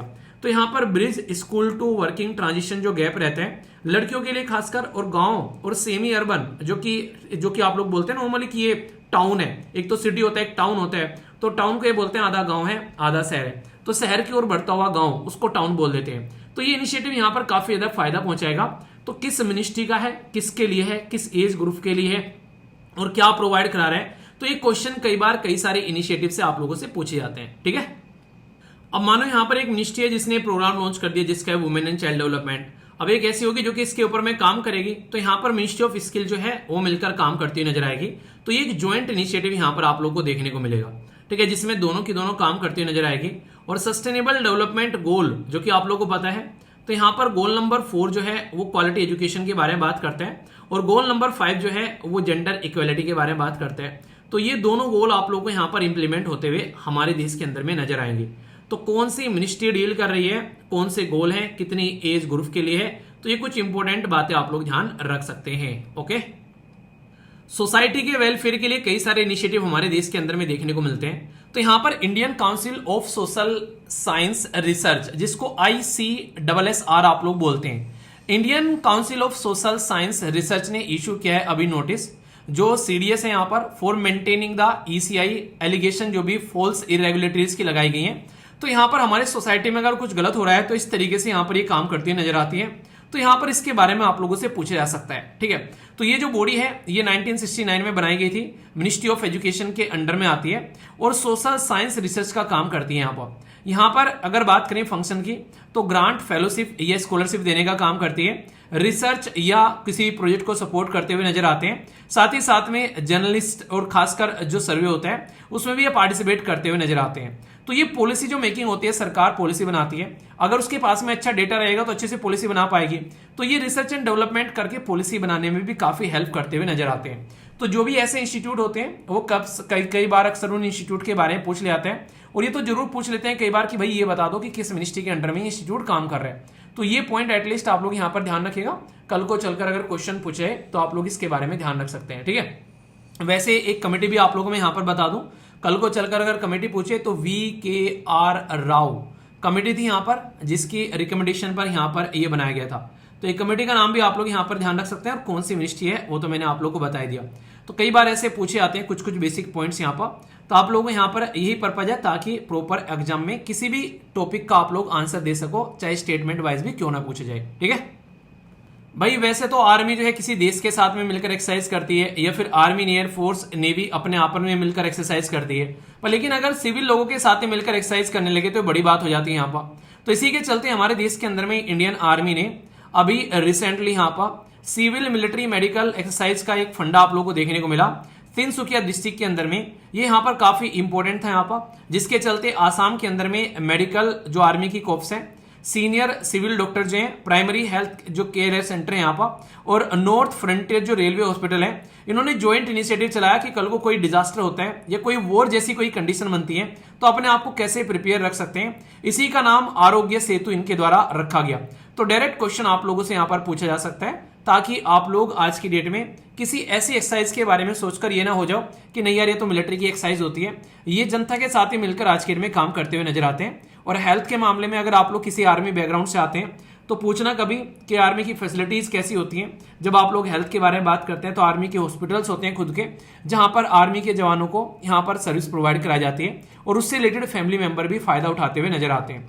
तो ये डायरेक्ट क्वेश्चन भी आप लोगों से यहाँ पर बन सकता है। ठीक है दोस्तों, सरकार हमारे लिए क्या क्या कर रही है इसका अंदाजा आप लोग को गवर्नमेंट की कुछ इंपॉर्टेंट स्कीम से पता चलता है कि सोसाइटी में अलग अलग तबके के लिए क्या क्या फैसिलिटीज प्रोवाइड कराई जाती है।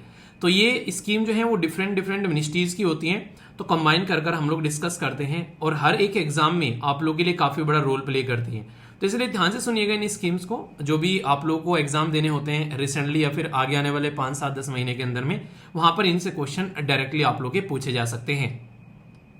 बड़ा ही प्यारा शब्द है यहाँ पर लिखा हुआ है सेतु। आप लोगों ने राम सेतु के बारे में सुना है, वो किस देशों के बीच में आप लोगों को देखने को मिलता है। सेतु का मतलब होता है पुल, यानी कि दो एरिया को कनेक्ट करने वाला, पानी के थ्रू होकर जाने वाला पुल आप लोग बोल सकते हैं। तो यहाँ पर इसका क्या मतलब है, इसका एक स्कीम लॉन्च की गई गवर्नमेंट के द्वारा, जिसका नाम रखा गया सेतु बंद स्कॉलर स्कीम। तो ये क्या है स्कीम, यहाँ पर किस तरीके से रोल प्ले करने वाली है, और ये स्कीम इसलिए भी इंपॉर्टेंट हो जाती है क्योंकि हमारे देश के अंदर में ये काफी रिसर्च एंड डेवलपमेंट पर फोकस करने वाली है, और एजुकेशन सेक्टर के साथ भी आप लोग इसको कनेक्ट करके देख सकते हैं। तो स्कीम के लिए क्या फायदा होने वाला है, क्या होगा, तो थोड़ा सा इसके बारे में बात करते हैं। पहले तो आप लोगों को पता चल गया कि पुल जो होता है वो किस काम के लिए आता है। तो ऐसे ही यहाँ पर ये पुल से आप लोगों को ये याद रखना है कि हमारे देश के अंदर में जो भी लोग आज की डेट में अपना अलग अलग फील्ड में रिसर्च कर रहे हैं, यहाँ पर अलग अलग फील्ड में काम कर रहे हैं, पीएचडी कर रहे हैं, तो उनको ये फायदा होगा कि वो भारत में भी कर सकते हैं अपनी पीएचडी, और इसी के साथ में आधी पीएचडी वो विदेश में कर सकते हैं। तो इसके लिए हमारे देश के अंदर में एक ऑर्गेनाइजेशन है जिसको बोलते हैं यूजीसी, यानी कि यूनिवर्सिटी ग्रांट कमीशन।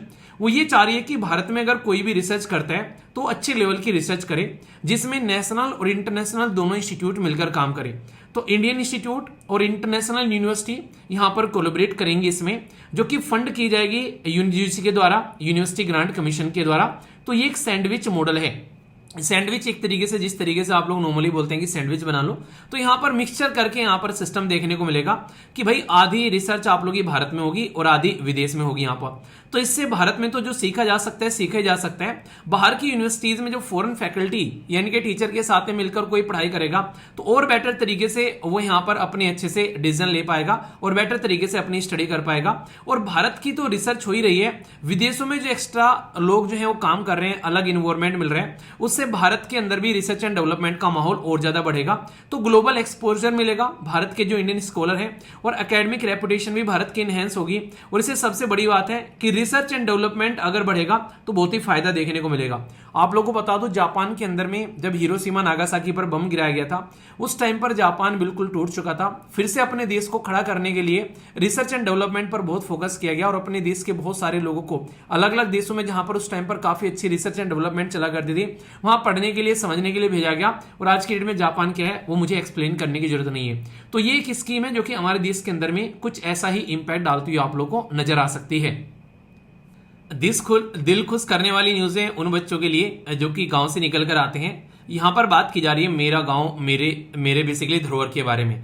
आप लोग गांव में रहते हैं तो गांव की कुछ ना कुछ खासियत जरूर होगी जिस गांव से आप लोग निकल कर आते हैं। हो सकता है कि उस गांव के अंदर में कोई खान पीन, कोई नाटक नृत्य, या फिर कोई इकोलॉजिकल पॉइंट ऑफ व्यू से, या किसी भी रीजन की वजह से वहां पर आर्किटेक्चर या फिर कोई हिस्टोरिकल जो लिंक हो यहाँ पर कहीं पर, जैसे नहीं कहीं पर आज के डेट में जैसे कि हड़प्पा मोहनजोदड़ो की खुदाई में कई सारे गांव आप लोगों को देखने को मिलते हैं, इंक्लूड हो गई, या फिर कहीं पर महाभारत से रिलेटेड, कहीं रामायण से रिलेटेड कुछ चीजें पाई जाती हैं। तो कोई ना कोई गांव में कुछ ना कुछ चीजें देखने को मिलती हैं। तो हमारे देश के गांव जो हैं वो बड़े ही प्यारे हैं। तो यहाँ पर गांव के अंदर में जो भी हैं उनको आज की डेट में एक इनिशिएटिव स्टार्ट किया गया है, national mission for culture mapping, जिसको NMCM बोला गया है। और ये मिनिस्ट्री ऑफ कल्चर का है, जिससे डॉक्यूमेंटेशन किया जाएगा गांव की कल्चर का विलेज लेवल पर, और इसको पूरे देश के अंदर में कोई भी देख सकता है, अंडरस्टैंड कर सकता है, और उसके बारे में अवेयरनेस फैलेगी तो अलग अलग जगह यहां पर जा भी सकता है। तो ये इनिशिएटिव बड़ा बेहतरीन होने वाला है। हमारे देश के अंदर में गांव को इंडिया के मैप पर उकेरा जाएगा, और जब ये डिजिटली एक बार को अगर आ जाएगा इंडिया के मैप पर, तो फिर वर्ल्ड में कहीं बैठकर कोई भी हमारे गांव की, किसी भी देश के गांव की हमारे कल्चर देख सकता है। तो इसमें आर्ट, भारत के अंदर में कोई इकोलॉजिकल अगर कोई फेमस है कोई गांव, कोई टेक्सटाइल के लिए, कपड़ा के लिए, यहाँ पर कहीं पर महाभारत या पुरानी जो स्टोरीज या कोई भी ऐसी चीजें देखने को मिलती है, हिस्टोरिकल लिंक है किसी आर्कियोलॉजिकल साइट्स के साथ में, या किसी भी तरीके से कोई हॉर्टिकल्चर, कोई आप लोग आज के डेट में फिशिंग के लिए फेमस है, कोई या पर्टिकुलर फसल के लिए फेमस है, कुछ यहाँ पर कोई संगीत, लोक नृत्य या कलाकृति के लिए फेमस है। तो वो सारी की सारी चीजें आप लोगों को यहाँ पर आज की डेट में देखने को मिलेगी। तो ये जो डेटा का कलेक्शन है यहाँ पर, ये काफी लार्ज स्केल पर फील्ड सर्वे, यानी कि लोकल एरिया में लोग जाएंगे और कम्युनिटी से भी पूछा जाएगा, और डिजिटल पोर्टल पर यहां पर ये पब्लिक एक्सेस कर पाएगी ऑनलाइन यहां पर। तो सोच के देखो, गांव, हर एक गांव को अगर हम लोग यहां पर देख पाए कि हाँ उस गांव के अंदर में क्या क्या है, क्या चीजें यहां पर, तो इससे हमारे गांव की कल्चर कितनी प्रमोट होगी। इससे रूरल एरिया में टूरिज्म भी बढ़ेगा, और साथ ही साथ में हमारी जो कल्चर हेरिटेज है यहां पर, उसको प्रिजर्व करने के लिए और ज्यादा फोकस किया जाएगा, जिसके बारे में आज के डेट में लोगों को पता भी नहीं है कई जगह पर।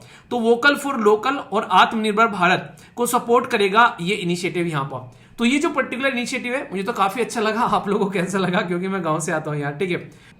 एक कहावत आप लोग नॉर्मली सुनते हैं कि भाई साहब लड़के की मेरिट बड़ी शानदार है, यानी कि अच्छे नंबर हैं बच्चे के पढ़ने में, तो नॉर्मली मेरिटोरियस स्टूडेंट बोलते हैं हम लोग उसको।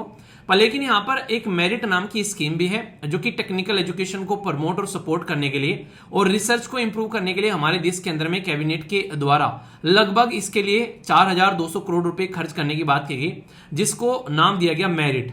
मेरिट का मतलब है यहां पर multi disciplinary education, research improvement, साथ में टेक्निकल एजुकेशन, यानी कि मल्टी डिसिप्लिनरी, मल्टीपल डिसिप्लिन, यानी कि अलग अलग ब्रांच, जैसे कि आप लोग इलेक्ट्रॉनिक्स, मैकेनिकल या सिविल अलग अलग ब्रांच बोलते हैं। तो ऐसे यहां पर इन स्कीम को प्रमोट करने के लिए ये मिनिस्ट्री ऑफ एजुकेशन के द्वारा टेक्निकल एजुकेशन पे फोकस देने के लिए हायर एजुकेशन इंस्टीट्यूशन में ये सपोर्ट करने की बात की गई, ताकि टेक्निकल इंस्टीट्यूशन जितने भी हैं वहां पर एजुकेशन के साथ में रिसर्च भी बढ़ सके, क्वालिटी इंप्रूव हो सके, नेशनल एजुकेशन पॉलिसी के हिसाब से, जो कि हमारे देश के अंदर में विजन है। नेशनल एजुकेशन पॉलिसी 2020 में लेकर आई गई थी इस पर्पज से कि एजुकेशन सिस्टम को आगे बढ़ाया जाएगा, और इस तरीके से ताकि इंटरनेशनल लेवल पर जो भी डेवलपमेंट हो रहे हैं उनके साथ में उसको सिंक्रोनस करके चला जा सके। यानी कि ऐसा ना हो कि पढ़ कुछ रहे हैं और जॉब की रिक्वायरमेंट कुछ और है और फिर पढ़ा लिखा बर्बाद हो जा रहा है, तो उसका कोई फायदा नहीं है। इसके चलते इंजीनियरिंग टेक्निकल इंस्टीट्यूट पे ये एप्लीकेबल किया जाएगा यहाँ पर, क्योंकि बहुत सारे इंजीनियर बेरोजगार घूम रहे हैं आज की डेट में, उनको जो भी नहीं मिल पाती है, क्योंकि जो पढ़ाया गया है वो मार्केट में एप्लीकेबल नहीं है। तो इसके चलते AICTE यानी कि all India council for technical education ये मिलकर काम कर रही है IIT, NIT या IIIT इंस्टीट्यूशन के साथ में, और स्टेट की जो टेक्निकल यूनिवर्सिटी है उनके साथ में भी मल्टी डिसिप्लिनरी लेवल पर इनोवेशन ड्रिवन प्रैक्टिस रहेगी यहाँ पर। तो देखने वाली बात यह है कि कितना फायदा इसका देखने को मिलने वाला है। तो अगर यहाँ पर इसको प्रॉपर इंप्रूव किया जाता है एजुकेशन, नेशनल एजुकेशन पॉलिसी के साथ में मिलाकर, तो बोला जा रहा है कि 2025 से 2030 तक का ये यहाँ पर पैसा इसके अंदर में खर्च किया जा रहा है। तो इसमें लगभग 275 टेक्निकल इंस्टीट्यूशन को इंक्लूड किया जाएगा। तो बहुत फायदा देखने को मिलेगा, लगभग 7.5 लाख स्टूडेंट को और 13,000 फैकल्टी इसमें कवर की जाएंगी। तो ये एक बहुत ही अच्छा इनिशिएटिव है हमारे देश के अंदर में, अगर सही से काम कर पाता है। तो याद रखना है, एजुकेशन जो है वो एक कॉन्करेंट लिस्ट का सब्जेक्ट है, यानी कि संविधान के साथ शेड्यूल में जो 3 लिस्ट होती हैं उसमें यूनियन, स्टेट और कॉन्करेंट यानी कि समवर्ती सूची में एजुकेशन आती है।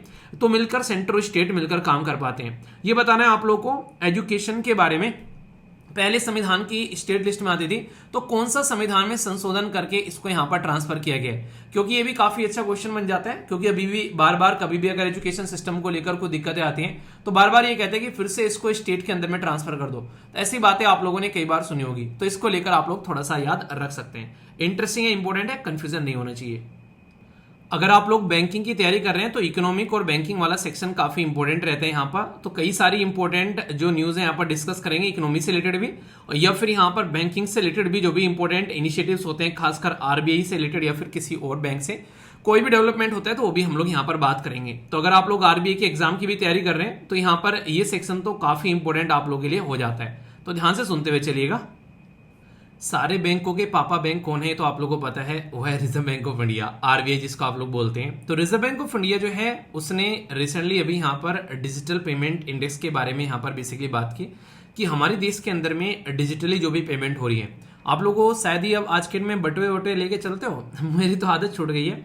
नॉर्मली पहले जो मैं काफी लार्ज स्केल पर पॉकेट में पैसे वगैरह रखा करता था, अब पॉकेट में पैसे नहीं रहेंगे कभी भी, उसमें बटुए के अंदर में कार्ड्स वगैरह पड़े रहते हैं। तो पहले सब अपना पैसे वगैरह रखे करते थे काफी लार्ज स्केल पर लेकिन जब से डिजिटली चीजें पेमेंट होना स्टार्ट हो गई है, पेटीएम आ गई, भीम, यूपीआई, ये सारी चीजें, फोन पे, गूगल पे, तो आज के डेट में ज्यादातर जरूरत नहीं पड़ती। थोड़ी बहुत जो कसर रहती है वो कार्ड वगैरह पूरी कर देते हैं, पर लेकिन फिर भी थोड़ा बहुत पैसे कैश रखा करो, ठीक है ना। इमरजेंसी में कहीं अगर रिक्वायरमेंट पड़े, कहीं कार्ड वगैरह, इंटरनेट वगैरह काम न करे तो होना चाहिए, ठीक है।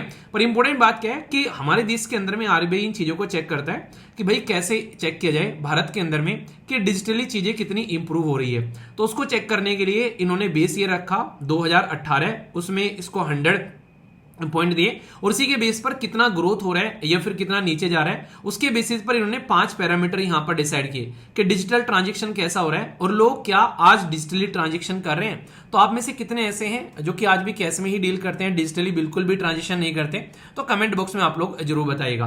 अभी फिलहाल के टाइम पर यहां पर 5 फोकस है इनका कि किस तरीके से पेमेंट इनेबल किया जाए, इंफ्रास्ट्रक्चर कैसा होना चाहिए, इसी के साथ में सप्लाई साइड कैसा हो, पेमेंट परफॉर्मेंस कैसी है, इसी के साथ में कंज्यूमर की किस तरीके से चीजों को लेकर काम किया जा रहा है कि भाई पेमेंट में अगर दिक्कत हो गई, कहीं पे पेमेंट ठीक से नहीं हुई तो क्या कोई ध्यान भी रख रहा है, बस ऐसी हवाबाजी चल रही है यहाँ पर। तो इन सब चीजों को ध्यान में रखकर यहाँ पर काम किया जाता है। मतलब कि आरबीआई आज के डेट में काफी इंपॉर्टेंट रोल प्ले करता है इन सब चीजों को ध्यान में रखते हुए कि किस लेवल पर हम लोग चीजों को आज की डेट में पेमेंट प्रोवाइड कराने में सक्सेसफुल है। अगर पेमेंट आप लोगों को करना है तो क्या क्या रिक्वायरमेंट है भाई, आप लोगों का अकाउंट होना चाहिए, आप लोगों के पास में मोबाइल होना चाहिए, साथ ही साथ में आज का जो मोबाइल है आप लोग का वो अकाउंट के साथ में नंबर आप लोग का कनेक्ट होना चाहिए, इंटरनेट की फैसिलिटी होनी चाहिए आप लोग के पास में। तो ये सारी चीजें बेसिक रिक्वायरमेंट है। अगर यहां पर कल को ट्रांजैक्शन फेल हो गया तो कहीं पर आप लोग अपनी ग्रेवेंस कर सको, अपने बारे में बेसिकली बता सको कि भाई मेरा पेमेंट नहीं हुआ, पैसे वापस नहीं आए अकाउंट में। तो ये सारी चीजें आप लोग देख सकते हो। तो यहां पर किसी को पेमेंट चला गया, उधर से भी कंफर्म हो रहा है कि नहीं हो रहा है,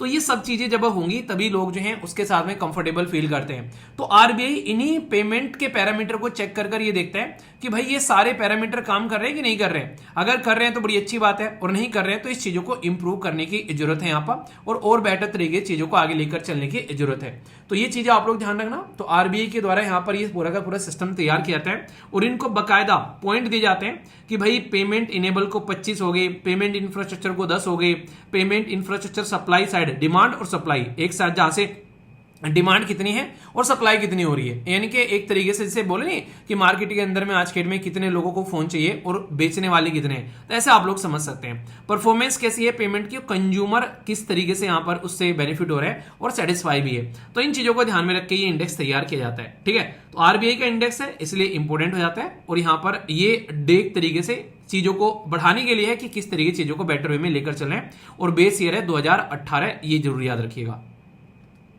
एक डायलॉग आया करता था, पहले इस्तेमाल करो फिर विश्वास करो ठीक है ना।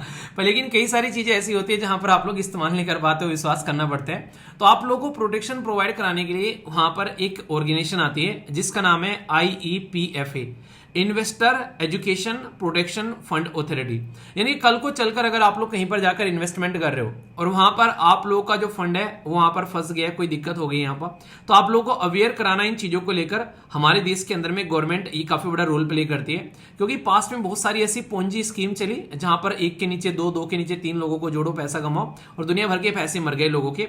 तो ये सिस्टम तैयार करना पड़ा इन सब चीजों को मैनेज करने के लिए कॉर्पोरेशन अफेयर मिनिस्ट्री के द्वारा। तो मिनिस्ट्री ऑफ कॉर्पोरेट अफेयर जो है इसके अंदर में IEPFA एक स्टैट्यूटरी बॉडी है। स्टैट्यूटरी बॉडी वो होती है जो कानून पास कर बनाई जाती है। तो इन्वेस्टर अगर कहीं पर आप लोग इन्वेस्टमेंट करना चाहते हैं तो आप लोग को अवेयर कराएगा, और ये कोई नॉर्मल बात नहीं है, ये कंपनी एक्ट है 2013 का, उसके अंदर में इसको रजिस्टर किया गया। तो यहां से जो रिफंड अगर किसी का नहीं हुआ तो वो भी क्लेम कर सकते हैं, अवेयरनेस कैंपेन चलाए जाएंगे, और साथ में फंड भी मैनेज किया जाता है। अगर कल को कोई दिक्कत हो जाए तो यहां पर उसका फंड भी जो है वो भी प्रोवाइड कराया जा सके। तो अनक्लेम अमाउंट जो है यहां पर आप लोगों को देखने को मिलते हैं फ्रॉम द कंपनी रहता है आफ्टर 7 ईयर। इसी के साथ में जो ग्रांट जो रहता है सेंट्रल गवर्नमेंट से, खासकर डोनेशन कंपनी इंडिविजुअल, तो जहां से भी जो भी फंड रहता है उसके ऊपर में यहां पर ये काम करता है। आप लोग सोचो कई बार क्या होता है, किसी कंपनी में काम किया, वहां पर उस कंपनी के अंदर में काम करते टाइम आप लोगों का TDS कटा, पर TDS आप लोगों ने मिला यहां पर, तो कई सारी ऐसी दिक्कत भी देखने को कई बार मिलती है। तो ये सब चीजें जो है हमारे देश के अंदर में अवेयरनेस के लिए जरूरी है कि लोगों को अवेयर करा जाए। या कोई कहीं पर काम कर रहे इंसान वहां से छोड़कर चला गया, वहां पे उसकी सैलरी बढ़ी रह गई, तो ऐसे कई बार चीजें हो जाती हैं यहाँ पर। तो इन चीजों को इंप्रूव करने की कोशिश की जाती है इस तरीके के इनिशिएटिव के द्वारा। तो किसका इनिशिएटिव है किसके अंदर में, तो कुछ बेसिक बातें हैं पूछा जा सकता है। ये टॉपिक थोड़ा सा इंटरेस्टिंग रहने वाला है और ये कई बार न्यूज में भी आता है जब जब GST की बात की जाती है। तो इसको ध्यान से सुनिएगा। एक टर्म है जिसको बोलते हैं CESS, सेस बोलते हैं, यहां पर इसको उपकर बोलते हैं। जैसे नहीं कर के ऊपर उपकर, तो इस तरीके से हिंदी में आप लोग समझ सकते हैं। तो हमारे देश के अंदर में जो सेस था वो यहां पर ट्रांसफर किया गया अलग अलग सेक्टर के लिए, जिस जिस सेक्टर के लिए उसको कलेक्ट किया गया था। मतलब मान लीजिए आज के में मैं ये बोलूं कि भाई साहब इस बच्चे को 5,000 रुपए दिए जाएंगे, इस बच्चे को 10,000 और इस बच्चे को 15,000 रुपए यहाँ पर। तो बच्चा XYZ है यहाँ पर। तो ऐसा नहीं कि यहाँ पर इसको 5,000 दिए जाने थे, यहाँ पर इसको 10 और इसको 15। तो यहाँ पर ऐसा करूँ कि इसको 5 दे दूं, इसको 10 दे दूं और इसके 15 जो है वो किसी और को दे दूं। जिसके नाम के जो पैसे हैं उसी के पास में जाना चाहिए। तो ये होता है सेस, जिस पर्टिकुलर पर्पज के लिए कलेक्ट किया जाता है उसी पर्पज के लिए आप लोगों को इस्तेमाल करना है। अब ये लगता कैसे, जैसे मान लीजिए कोई इंसान है उसको आज के में 100 रुपए टैक्स देना है। अब 100 रुपए पे इन्होंने 1% सेस लगा दिया, यानी कि टैक्स ऑन टैक्स। यानी कि मान लो इसको अपने 1,000 रुपए पर 100 रुपए टैक्स देना था, तो जो टैक्स देना है उस टैक्स के ऊपर में सेस लगेगा, ना कि मूल पे सेस लगेगा। यहां पर ये ध्यान रखना, ठीक है। यानी कि जो ये पर्टिकुलर 1,000 पर टैक्स कितना बना 100 रुपए, अब 100 रुपए पर सेस कितना लगा, ये 1%। तो यहां पर टैक्स ऑन टैक्स होता है, इसलिए इसको उपकर बोलते हैं यहां पर, ठीक है। तो ये पॉइंट आप लोग समझना। तो ये टैक्स ऑन टैक्स होता है जो सेंट्रल गवर्नमेंट के द्वारा किसी स्पेसिफिक पर्पज, मान लीजिए एजुकेशन को इंप्रूव करना है सेस लगा दिया, इन्वायरमेंट को इंप्रूव करना है सेस लगा दिया, रोड को इंप्रूव करना है सेस लगा दिया, पोल्यूशन को इंप्रूव करना है सेस लगा दिया। पोल्यूशन को इंप्रूव नहीं कंट्रोल करना है, ठीक है। आर्टिकल 270 और आर्टिकल 271 जो है कॉन्स्टिट्यूशन के अंदर में, ये सरकार को ये ऑथोरिटी देते हैं कि आप लोग ऐसे कांड कर सकते हो यहां पर, ठीक है। तो कलेक्शन जब होता है यहां पर, जब बात करते हैं नॉर्मल जो टैक्स लगता है उसके ऊपर ये टैक्स लगता है। और इंपॉर्टेंट बात है कि जिस पर्पज के लिए लगता है उसी पर्पज में इस्तेमाल करना होता है। एजुकेशन, हेल्थ, कृषि कल्याण, स्वच्छ भारत, ये अलग अलग नाम से इकट्ठे किए जाते हैं। तो यहां पर जो ये टैक्स है तो कलेक्शन ओवर एंड अबोव जो एग्जिस्टिंग टैक्स है उसके ऊपर लगाया जाता है, ठीक है। और यहां पर ये जो प्रोसीड होता है कंसोलिडेटेड फंड के अंदर में, और can use only for the जिस पर्पज के लिए लगाया गया यहां पर। तो इसके चलते आप लोग समझ सकते हैं। तो कल को कंपेयर भी कराए कोई सेस में और सरचार्ज में, और यहां पर जो नॉर्मल टैक्स है उनमें क्या डिफरेंस है। अब यहां पर ध्यान रखना, सेस मैंने स्पेसिफिक पर्पज के लिए बताया, पर लेकिन यहां पर इसको जर्नल रेवेन्यू के लिए भी यूज कर सकते हैं, जर्नल पर्पज के लिए। यहां पर इंपोज कहता है एडिशनल टैक्स, ये भी इंपोज कहता है एग्जिस्टिंग टैक्स के ऊपर में। यहां पर ये जो है कंसोलिडेटेड फंड में आप लोगों को देखने को मिलता है, but allocated L specific purpose के लिए, ऐसा नहीं कहीं भी यूज कर लेंगे। ये भी कंसोलिडेटेड फंड ऑफ इंडिया के अंदर में जाते हैं। नोट शेयर, ये भी शेयर नहीं कहता है, मतलब सेंटर और स्टेट के बीच में शेयर नहीं किया जाता है इनमें से कोई सा भी। ये इंटरेस्टिंग है यहाँ पर, क्योंकि शेयर कर देंगे तो पता चला कहीं और यूज कर ले इसको। और नॉर्मल अगर आप लोग टैक्स इकट्ठा कर रहे हो भाई, वो तो दोनों के खाते में जाएगा, तो ये आप लोग अंडरस्टैंड कर सकते हैं। नेचर क्या करें, एलिमिनेट होगा एक बार पर्पज कंप्लीट हो गया। नो सच कंडीशन, यहां पर अपने हिसाब से एंजॉय कर सकते हैं। ये तो रेगुलर रहते हैं आप लोग इनकम टैक्स की कैटेगरी में, जैसे आप लोग आते हैं तो कितनी स्लैब कितना टैक्स वो सब चलता रहता है, तो ये थोड़ा सा डिफरेंट हो जाता है, तो इसको साथ में आप लोग इसको कंपेयर नहीं करेगा, ये एक अलग चीज हो जाती है। ठीक है, तो ऐसे ध्यान रखना। एग्जांपल जैसे कि एजुकेशन सेस हो गया, इंफ्रास्ट्रक्चर के लिए, एनर्जी के लिए, स्वच्छ भारत के लिए, कृषि कल्याण के लिए। यहां पर सरचार्ज है, जैसे कि surcharge on personal income tax या कॉर्पोरेट टैक्स के ऊपर में एक्स्ट्रा लगा दिया, तो सरकार ने पैसा इकट्ठा करा, जहां मन करा वहां यूज कर लिया। और इनकम टैक्स तो आप लोगों को पता ही है भाई, जितनी इनकम उतना टैक्स। ठीक है, तो इनकम टैक्स कैसा टैक्स है, प्रोग्रेसिव टैक्स है या रिग्रेसिव टैक्स है, क्या कैटेगरी में आप लोग यहां पर इसको रखोगे, बताइए जरा, देखो तो सही किस तरीके से आप लोग अंडरस्टैंड कर पा रहे हो। अच्छा, आप में से बादाम कौन कौन खाता है भिगोकर? आप लोग शाम को बादाम भिगो दिया करो, कोशिश किया करो कि 4 से 5 बादाम जो है आप लोग रेगुलर खाओ, हेल्थ के लिए काफी बेनिफिशियल रहते हैं बादाम।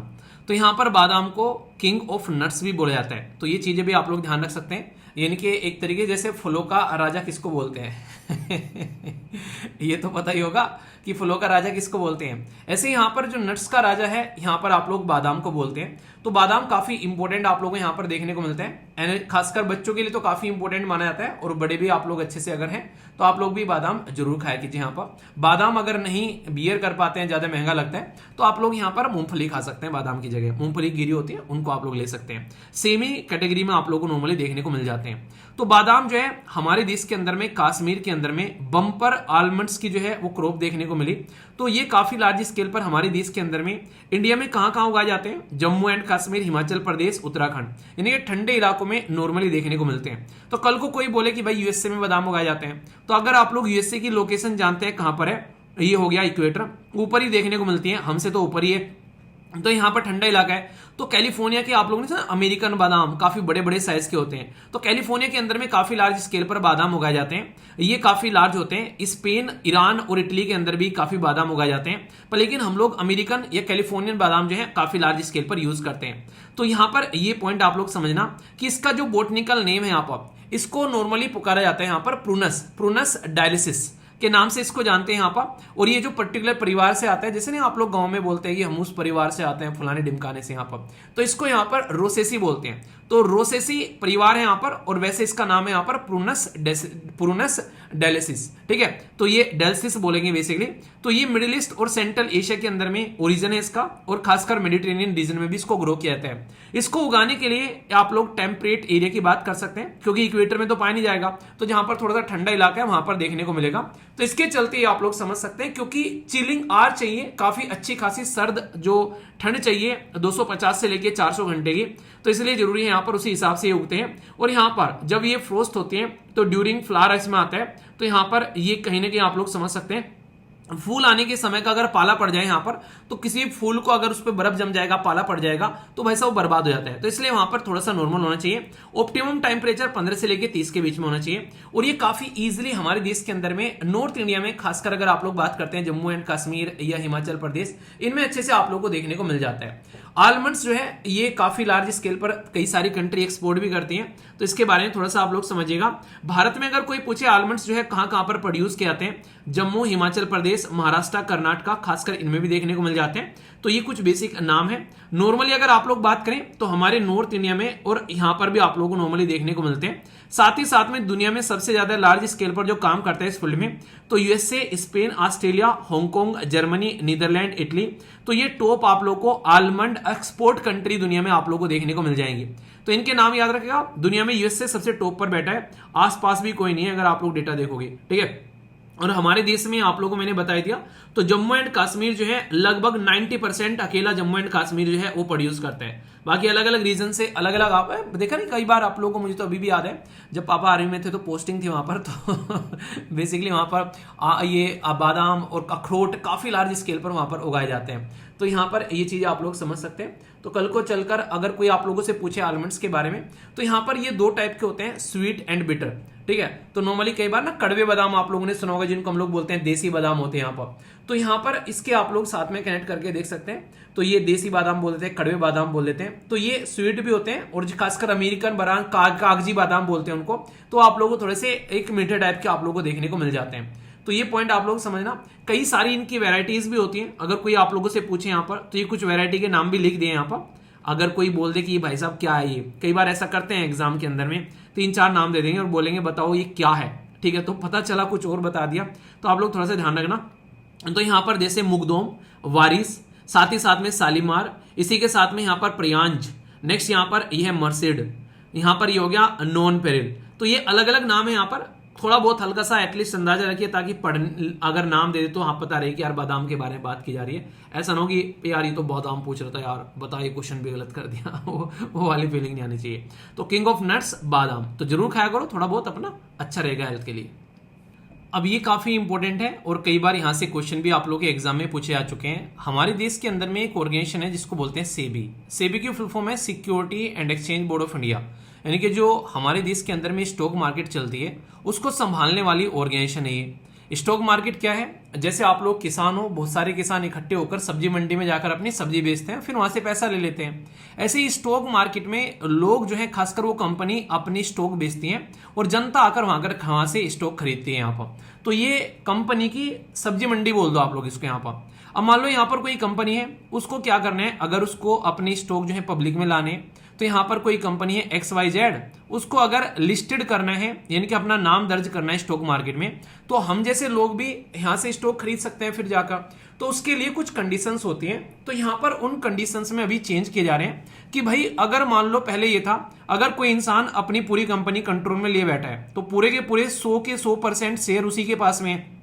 तो यहां पर अगर उसको लिस्ट करना होता था, तो उसको मिनिमम कम से कम 25% जो है उसको पब्लिक में बेचने पड़ते थे, कि पब्लिक 25% खरीद ले यहां पर। और प्रमोटर जो है, यानी कि जिसकी कंपनी है, उसके पास में 75 शेयर होने चाहिए कम से कम, अगर 100 शेयर है तो यहां पर।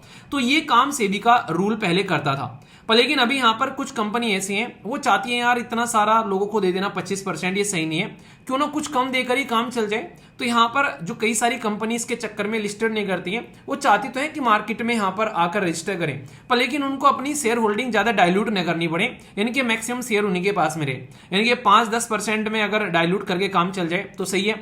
तो इसके चलते सेबी एक नया रूल लेकर आ रही है यहां पर। पहले ऐसा होता था कि 25% आप लोगों को डाइल्यूट करना है, और जिस दिन लिस्ट हो रहे हैं उसके 3 साल के अंदर अंदर में आप लोगों को 25% तक लेकर जाना है यहां पर। तो यहां पर इस चीज को ध्यान में रखते हुए ये रूल बनाया गया था। पर लेकिन अभी प्रेजेंट टाइम पर इस रूल के अंदर में चेंज कर दिया गया है। ये क्या है कि अगर आप लोगों की जब कंपनी रजिस्टर हो रही है, और कम से कम आप लोगों की जो लिस्टिंग के टाइम पर 15% से कम अगर आप लोगों ने यहां पर शेयर होल्डिंग अगर पब्लिक में निकाली है, तो ये बोला गया है कि आप लोगों को आने वाले 5 साल के अंदर में उसको 15% पहुंचाना है, और यहां पर आने वाले 10 साल के अंदर में उसको 25% पहुंचाना है। यानी कि जो काम पहले यहां पर 3 साल में करना होता था, वो यहां पर अब आप लोगों को यहां पर करना पड़ेगा 10 साल के अंदर में। तो यानी कि टाइम मिल गया और अच्छा खासा यहां पर अपनी कंपनी के अपने पास में ही सारा का सारा माल पानी पड़ा रहेगा। तो यह है अगर 15% से नीचे आप लोग यहां पर लिस्टिंग के टाइम पर शेयर अगर निकालते हैं। पर लेकिन अगर लिस्टिंग के टाइम पर आप लोगों ने 15% से ऊपर शेयर निकाल दिए, तो यहां पर यह बोला गया है उस टाइम के लिए कि आप लोगों को क्या करना है कि अगर आप लोग यहां पर MSP, यहां पर MPS यानी कि मिनिमम पब्लिक शेयर होल्डिंग जो है यहां पर 15% अगर आप लोगों ने अचीव कर ली है फिलहाल के टाइम पर, तो इसके चलते तो यहां पर ये कंडीशन बता दी मैंने। पर लेकिन अगर 15% से अबव है जिस दिन लिस्टिंग की जा रही है, तो फिर बच गया 25 तक पहुंचना है, तो फिर आप लोग को 5 साल दे जाएंगे 25 तक पहुंचने के लिए। तो यानी कि थोड़ी सी छूट दे दी है यहां पर, जो कंपनी नई रजिस्टर करना चाहती है, नई आ रही है मार्केट में, तो अगर वो चाहे तो अपनी अब आने वाले 5 साल 10 साल तक अपनी शेयर होल्डिंग आराम आराम से बढ़ा सकते हैं, जो पहले रूल 3 साल में कंप्लीट करना था। तो ये काफी इंपॉर्टेंट हो जाता है। तो मार्केट में जो है इनहेंस करेगा लिक्विडिटी, इसी के साथ में ट्रांसपेरेंसी बनेगी, साथ में यहां पर क्या होगा, प्राइस में जो मैनिपुलेशन होता है वो कम हो पाएगा यहां पर, और कॉर्पोरेट गवर्नमेंट को डील करने के लिए सेबी यहां पर काम करती है। अब मान लो मार्केट में कोई कंपनी आई, आप लोगों ने उसमें अपने शेयर खरीद लिए अगर उस कंपनी के अंदर में, तो भाई कल को चलकर कंपनी डूब गई, आपका पैसा डूब गया, तो यहां पर कोई रेस्पॉन्सिबिलिटी थोड़ी ना लेगा। तो कंपनी को देखकर जांच परख कर यहां पर उसको उतारा जाता है ताकि यहां पर लोगों का, जनता का पैसा ना डूबे। तो रिटेल इन्वेस्टर का मैक्सिमम पैसा डूबता है, और रिटेल इन्वेस्टर जैसे कि मैं और आप लोग मार्केट में जाकर अगर शेयरिंग खरीदने लगे यहां पर, ठीक है। तो ये एक बेसिक इंपॉर्टेंट है, ध्यान रखना।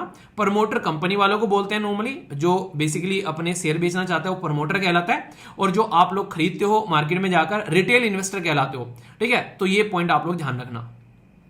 अच्छा, ये टॉपिक काफी इंपॉर्टेंट है, वैसे मैंने पहले भी ये पढ़ा रखा है आप लोग को, नॉर्मल जो वीडियो आती है उसके अंदर में, द हिंदू वाली वीडियो पर, लेकिन यहां पर मैं आप लोगों को बताऊंगा फिर से, क्योंकि ये कई सारे बच्चे ऐसे हैं जो इंडिविजुअल इस वीडियो को ही देखते हैं, तो आप लोगों को आइडिया होना चाहिए थोड़ा सा। तो यहां पर GIAHS के बारे में बात की जा रही है, ये काफी इंपॉर्टेंट टर्म है, इसको ध्यान से आप लोग सुनिएगा। हमारे देश के अंदर में नेशनल पॉलिसी लेकर आई जा रही है ताकि इस तरीके की जो साइट्स इंडिया के अंदर में है उनको प्रमोट किया जा सके। तो क्या है पहले समझ लेते हैं। इसकी फुल फॉर्म है global importance agriculture heritage system, यानी कि ऐसा सिस्टम जो कि ग्लोबली लेवल पर इंपॉर्टेंस है और किसी पर्टिकुलर रीजन में, किसी पर्टिकुलर देश के अंदर में काफी एक तरीके से हेरिटेज के तौर पर आप लोगों को देखने को मिलते हैं, तो यहां पर उसको प्रोटेक्ट करना जरूरी है। मतलब मान लीजिए मेरे गांव के अंदर में जो खेत हैं वहां पर कुछ ऐसे तरीके से हम लोग खेती बाड़ी करते हैं जो दुनिया में कहीं नहीं होती है, तो भाई उस पर्टिकुलर टेक्निक को सपोर्ट करना चाहिए, प्रमोट करना चाहिए। पता चला खत्म हो गई अगर हम लोगों ने करना बंद कर दिया, तो ऐसे हमारे देश के अंदर में 3 एरिया आप लोगों को देखने को मिलते हैं जहां पर इस तरीके से सिस्टम आप लोगों को नजर आता है। एक को बोलते हैं कोरापुट, जो ट्रेडिशनल एग्रीकल्चर उड़ीसा के अंदर में, दूसरा है सैफ्रॉन हेरिटेज जो पोम्पार वाला रीजन है जम्मू एंड कश्मीर के अंदर में, और नेक्स्ट यहां पर इसको बोलते हैं कुट्टानाड। कुट्टानाड बिलो सी लेवल फार्मिंग की जाती है केरला के अंदर में, जो कि काफी फेमस है यहाँ पर, और ये इन्हीं एरिया में होती है, इन्हीं एरिया में काफी फेमस है यहाँ पर। तो ये ऐसी लोकेशंस यहाँ पर इनके द्वारा देखी जाती है इंटरनेशनल लेवल पर कि किस देश के अंदर में ये ऐसी ऐसी लोकेशन है और उनको प्रोटेक्शन प्रोवाइड कराई जाती है। तो ये जो पूरा का पूरा सिस्टम हमारे देश के अंदर में 3 जगह पर है, तो इसलिए आप लोग तीनों के तीनों ये पॉइंट आप लोगों के माइंड में बिल्कुल क्लियर होने चाहिए। अब इंटरेस्टिंग बात यहां पर क्या, अगर मैं आप लोगों को समझाऊं, इंटरेस्टिंग बात यह है कि जब जब यहां पर ऐसी चीजों को प्रमोट करने की बात की जाती है तो रीजन ये रहता है कि ये खत्म ना हो जाए यार, और यहां पर इंपॉर्टेंस है इनकी, कई सारे लोगों को यहां पर रोजी रोटी मिलती है, यहां पर इन्वायरमेंट फ्रेंडली होता है, सस्टेनेबल एग्रीकल्चर कर रहे होते हैं, यूनिक ट्रेडिशनल टेक्निक फॉलो कर रहे होते हैं, बायोडायवर्सिटी के लिए काफी इंपॉर्टेंट रहती है। तो फूड एंड एग्रीकल्चर ऑर्गेनाइजेशन ने 2002 में यहां पर इस इनिशिएटिव के तहत कोशिश की कि दुनिया भर में ये चीजें जो है वो प्रोटेक्शन में रहनी चाहिए, ये खराब नहीं होनी चाहिए यहां पर। तो इसको लेकर ये इनिशिएटिव इनके द्वारा लॉन्च किया गया था यहां पर काफी इंपॉर्टेंट तरीके से। दुनिया भर में ऐसी कई सारी साइट्स आप लोगों को देखने को मिलती हैं जो वहीं पर ही आप लोगों को फेमस नजर आएगी, ऐसा नहीं कि जगह जगह आप लोगों को देखने को मिल जाती है। तो वर्ल्ड समिट थी सस्टेनेबल डेवलपमेंट को लेकर, तो यहां पर 2002 में तब यहां पर ये सिस्टम लॉन्च किया गया था ताकि लोकल लेवल पर प्रोटेक्शन प्रोवाइड कराया जा सके और एग्रो टूरिज्म यानी कि एग्रीकल्चर को टूरिज्म के तौर पर भी डेवलप किया जा सके, क्योंकि इसी यूनिक एरिया में यहां पर एक खेती होती है इस तरीके से और कहीं नहीं होती है। ऐसा सिस्टम यहां पर नेचुरली देखने को मिलता है। तो इसके बारे में अब आप लोग याद रखोगे किसका सिस्टम है, किस लिए, और भारत की जो 3 साइट है इनके ऊपर में स्टार लगा लेना, क्वेश्चन बन चुका है पहले भी, ठीक है। इंडिया के अंदर में एक्सपोर्ट रिलेटेड चीजें जो हैं वो बढ़ती जा रही हैं आज के डेट में, और बहुत सारी चीजों पर हम लोग फोकस दे रहे हैं। तो यहां पर एक पॉइंट है जिसको कहते हैं made in India label scheme, यहां पर इसके बारे में आप लोग ध्यान रखना। एक न्यू आइडेंटिटी क्रिएट की जा रही है इंडिया के अंदर में इंडियन प्रोडक्ट को लेकर, और ये काफी इंपॉर्टेंट आप लोगों को देखने को मिलेगा, जिसको मेड इन इंडिया लेबल आप लोग ना कोई प्रोडक्ट खरीदते हैं उस पर लिखा रहता है मेड इन चाइना, तो ऐसे यहां पर मेड इन इंडिया के बारे में यहां पर बात की जा रही है। तो रिसेंटली यहां पर लॉन्च किया गया, प्रमोट कर यहां पर खासकर रिसेंटली लॉन्च किया गया इंडियन मैन्युफैक्चरिंग एरिया को प्रमोट करने के लिए, कि जिस पर एक बार मेड इन इंडिया लिख गया तो भाई साहब वो उस देश की इज्जत बन जाता है। तो यहां पर ट्रस्टवर्दी रिकॉग्नाइज किया जाएगा लेबल यहां पर, ताकि भारत का प्रोडक्ट अगर कहीं जाए और उस पर मेड इन इंडिया लिख दे तो भाई क्वालिटी होनी चाहिए यहां पर। ऐसा नहीं कि यहां पर कोई प्रोडक्ट बनाया उस पर मेड इन इंडिया लिख दिया, तो प्रॉपर ट्रस्ट होना चाहिए और दुनिया में रिकॉग्नाइज किया जाएगा भाई भारत का बना हुआ है, भाई माल अच्छा होगा, तो ऐसे होना चाहिए यहां पर। तो प्रोडक्ट भी अच्छा होना चाहिए, ऑथेंटिक और क्वालिटी वाला होना चाहिए, डोमेस्टिक मैन्युफैक्चरिंग एक्सपोर्ट को प्रमोट करेगा और आत्मनिर्भर भारत की निशानी होगा मेड इन इंडिया टैग। इसको लेकर यहां पर बेसिकली क्या क्या एलिजिबल क्राइटेरिया रहेंगे, क्योंकि प्रोडक्ट बाहर चला गया, पता चला लोगों को परेशान कर रहे हैं, तो ये सारी चीजें देखने को मिलेगी। तो गवर्नमेंट अप्रूव करेगी यहां पर बॉडी यहां पर जो कि चीजें देखेगी और डिजिटली चीजों को ट्रेस किया जाएगा। तो मेड इन इंडिया प्रोडक्ट यहां पर आने वाले टाइम में मार्केट में देखने को मिलेगा। तो अलग अलग रीजन में यहां पर इसका फायदा आप लोगों को नजर आएगा। तो आने वाले टाइम पर जो भी प्रोडक्ट भारत के अंदर बन रहा है उस पर मेड इन इंडिया लिखा जाएगा, तो ये हमारे लिए भी एक गर्व की बात आप लोगों को देखने को मिलेगी। तो ये बात आप लोग समझ सकते हैं, जैसे मेड इन जर्मनी हो गया, मेड इन जापान हो गया, ठीक है। तो ऑथेंटिसिटी निकल कर आती है यार, हाँ प्रोडक्ट वहां का है, इस तरीके से आप लोग समझ सकते हैं। तो यहां पर क्राइटेरिया रखे जाएंगे कि मिनिमम डोमेस्टिक वैल्यू जो है किस तरीके से रिक्वायरमेंट यहां पर होनी चाहिए, हमारे देश के अंदर में क्या क्या होना चाहिए। तो ये लेबल के लिए पूरी इंफॉर्मेशन आप लोगों को यहां पर देखने को मिलती है। तो हल्का सा याद रखना, तो हमारे देश के अंदर में स्टील, टेक्सटाइल, इलेक्ट्रॉनिक प्रोडक्ट जो भी ग्लोबल लेवल पर बेचे जाएंगे तो मेड इन इंडिया प्रोडक्ट की कैटेगरी में अब आप लोगों को देखने को मिलेंगे। तो मैन्युफैक्चरिंग सेक्टर में फायदा देखने को मिलेगा आने वाले टाइम पे, ठीक है नहीं अच्छी चीज, मतलब मुझे तो बड़ा प्यारा लगा था जब मैंने पहली बार पढ़ा था। चलिए आशा करता हूं कि आप लोगों को भी समझ में आया होगा। ये ऐसा टॉपिक होता है जो कि एग्जामिनर के जिगर का टुकड़ा होता है, तो यहां से कोई ना कोई क्वेश्चन आप लोग का पूछ ही लेते हैं वो यहाँ पर। इसमें कई सारी रिपोर्ट्स या इंडेक्स या फिर कोई अवार्ड अगर प्रस्तुत किया जाता है तो उसके बारे में नॉर्मली मैं यहाँ पर बातें करता हूँ। तो यहाँ पर सुनेंगे, देखेंगे इस महीने में यहाँ पर कौन कौन सी रिपोर्ट, इंडेक्स या फिर क्या क्या न्यूज में रहा, तो ध्यान से सुनिएगा, इंपॉर्टेंट सेक्शन होता है नॉर्मली एग्जाम के पॉइंट ऑफ व्यू से। बाढ़ की कंडीशन हमारे देश के अंदर में क्या देखने को मिलती है ये मुझे एक्सप्लेन करने की जरूरत नहीं है। जब भी मॉनसून आता है तो हमारे देश की बड़ी बड़ी सिटीज, दिल्ली, मुंबई, चेन्नई, बड़े बड़े शहर डूबते हुए नजर आते हैं। तो यहां पर इसी चीज को ध्यान में रखते हुए हमारे देश के अंदर में डिस्ट्रिक्ट फ्लड सीवियरिटी इंडेक्स लेकर आएंगे कि जिले में बाढ़ गंभीरता सूचकांक लेकर आए, और यहां पर इसके चलते जिले वाइज चीजों को डिसाइड किया गया। तो ये जो प्रोडक्ट था लॉन्च किया गया था 2023 के अंदर में। और सबसे इंपॉर्टेंट बात है, आप लोग जब डिस्ट्रिक्ट संभालोगे डीएम बनकर तो ये आप लोग के अंडर में आएगा डिस्ट्रिक्ट लेवल पर यहां पर। तो हमारे देश के अंदर में अगर बात करें तो 2023 में नेशनल डिजास्टर मैनेजमेंट अथॉरिटी के द्वारा पार्टनर किया गया अलग अलग एजेंसी के साथ में, और district wise flood risk assessment किया गया। तो इससे फ्लड का क्या इंपैक्ट रहने वाला है, उसके लिए क्या क्या रिसोर्सेज हम लोग दे सकते हैं आपदा के टाइम पर, क्या क्या प्लानिंग कर सकते हैं ताकि बाढ़ आए तो बचा जा सके। तो इसको अलग अलग कैटेगरी में यहां पर काटा गया। सबसे पहले तो देखा गया कितनी जल्दी जल्दी बाढ़ आती है इस रीजन के अंदर में, कितनी पॉपुलेशन पर इसका इंपैक्ट पड़ता है, कितना यहां पर रेवेन्यू का लॉस होता है, इंफ्रास्ट्रक्चर को डैमेज होता है, और रिलीफ मेजर क्या क्या लिए जा सकते हैं अगर कहीं पर बाढ़ आ जाए तो उसके चलते यहां पर चीजों को देखा जाता है। पर इसके बावजूद भी देश के अंदर में बाढ़ देखने को मिलती है और कई सारे एरिया जो है वो डूबते हुए नजर आते हैं। तो ये पॉइंट तो आप लोग समझते हैं यहाँ पर। तो ये एक तरीके से कहीं ना कहीं गवर्नमेंट को हेल्प करेगा कि भाई इन एरिया में ज्यादा बेटर तरीके चीजों को लेकर चलो, फ्लड को रोकने वाली इंफ्रास्ट्रक्चर वगैरह बनाओ, ये सारी चीजें आप लोग समझ सकते हैं। अब इंपॉर्टेंट बात यहां पर ये निकल कर आती है, आप लोग यहां पर एक चीज समझना कि ये पर्टिकुलर सिस्टम जो है इसको दो पर्टिकुलर जो एरिया है वो यहां पर कंट्रोल करते हैं। कौन कौन? एक तो नेशनल डिजास्टर मैनेजमेंट अथॉरिटी, और दूसरा पानी की बात की जा रही है तो मिनिस्ट्री ऑफ जल शक्ति आप लोगों को देखने को मिलेगी। डिस्ट्रिक्ट लेवल पर फ्लड असेसमेंट किए जा रहे हैं यहाँ पर, तो मैंने बता दिया क्या क्या चीजें देखने को मिल रही है यहाँ पर। तो इसके चलते ये सारी चीजें निकल कर आएगी। तो डिस्ट्रिक्ट फ्लड सीवियरिटी जो इंडेक्स है यहाँ पर, ये कहीं ना कहीं ये देखता है कि किस किस रीजन में क्या क्या कंडीशन निकल कर आती है। तो इसके चलते यहां पर ये काफी इंपॉर्टेंट है। और 40 ईयर क्यूरेटेड डेटा डेवलप किया गया था आईआईटी दिल्ली के द्वारा, जिससे फ्लड का पता चलता है कि हाँ इन रीजन में पास्ट में ये फ्लड देखने को मिली है। तो उसके बेसिस पर यहां पर चीजों को ध्यान में रखा जा रहा है। ऐसा नहीं कि हवाबाजी में बैठ गए आकर आज देखेंगे कहां पानी आ रहा है, वो तेरी यहां पानी आ गया तो सोचा भी नहीं था। तो पहला पास्ट में डेटा देखा जाता है कहां पर बाढ़ आई है, क्या कंडीशन बनी है, और उसके बेसिस पर फिर चीजों को इंप्रूव करते हैं। तो आशा करता हूं समझ में आ गया होगा तो किसके द्वारा लॉन्च किया गया था, और ये कई बार न्यूज में रहता है जब जब बाढ़ आती है। तो दुनिया भर में जब हम लोग बात करते हैं फूड के प्राइस के बारे में, तो एक ऑर्गेनाइजेशन है जिसको कहते हैं फूड एंड एग्रीकल्चर ऑर्गेनाइजेशन, वो यहाँ पर इन चीजों का बड़ा ध्यान रखती है। और यहाँ पर एक इंडेक्स प्रस्तुत किया जाता है इसके द्वारा जिसको फूड प्राइस इंडेक्स कहते हैं। यहाँ पर FFPI, तो कोई पूछे कौन प्रस्तुत करता है, तो फूड एंड एग्रीकल्चर ऑर्गेनाइजेशन यहाँ पर प्रस्तुत करती है। वैसे ये कोई अकेला इंडेक्स नहीं है, यहाँ पर जो ये प्रस्तुत करती है इसके द्वारा कई सारी और भी रिपोर्ट्स पब्लिश की जाती हैं, जैसे दुनिया भर में किस तरीके से वर्ल्ड में फॉरेस्ट की कंडीशन है। तो यहाँ पर ये कुछ रिपोर्ट प्रस्तुत करती है, मैं आप लोगों को नाम बताता हूँ। SOFIA, तो सोफिया इसको बोलते हैं, state of world fishery and aquaculture, तो यहां पर मछली के बारे में बातें करती है। इसी के साथ में SOFO, सोफो, इसको कहते हैं state of world forest report. ऐसा ही इसका है SOFI, सोफी, ये सोफिया था, ये सोफी है। सोफी का मतलब state of food security and nutrition in the world. Next है सोफा SOFA, ठीक है, सॉरी ये हो गया SOFA, ये हो गया सोफा, इसको कहते हैं state of food and agriculture, तो ये प्रस्तुत किया जाता है। एक है SOCO, इसको कहते हैं state of agriculture commodity market, और वर्ल्ड फूड प्राइस इंडेक्स जिसको FFPI, तो ये प्रस्तुत करती है, ठीक है। तो सोफिया, सोफो, सोफी, सोफा, तो ये सारे इंपॉर्टेंट नाम है। कल को कोई बोले कौन है, तो यहां पर फूड एंड एग्रीकल्चर ऑर्गेनाइजेशन ये काम करती है। तो ये जो पर्टिकुलर रिपोर्ट है आज से नहीं, बहुत पुराने टाइम से प्रस्तुत कर रही है और यहाँ पर ये मंथली मेजर करती है कि फूड प्राइस जो है वो किस लेवल पर जा रहा है। तो दुनिया भर में अगर खाने पीने का दाम ही बढ़ता रहेगा तो दुनिया कैसे टिक पाएगी। तो यहाँ पर इसके चलते जो भी यहाँ पर चीजें होती हैं, खासकर अनाज, वनस्पति, मांस, चीनी, ये सब चीजों का ध्यान में रखती है यहाँ पर ये।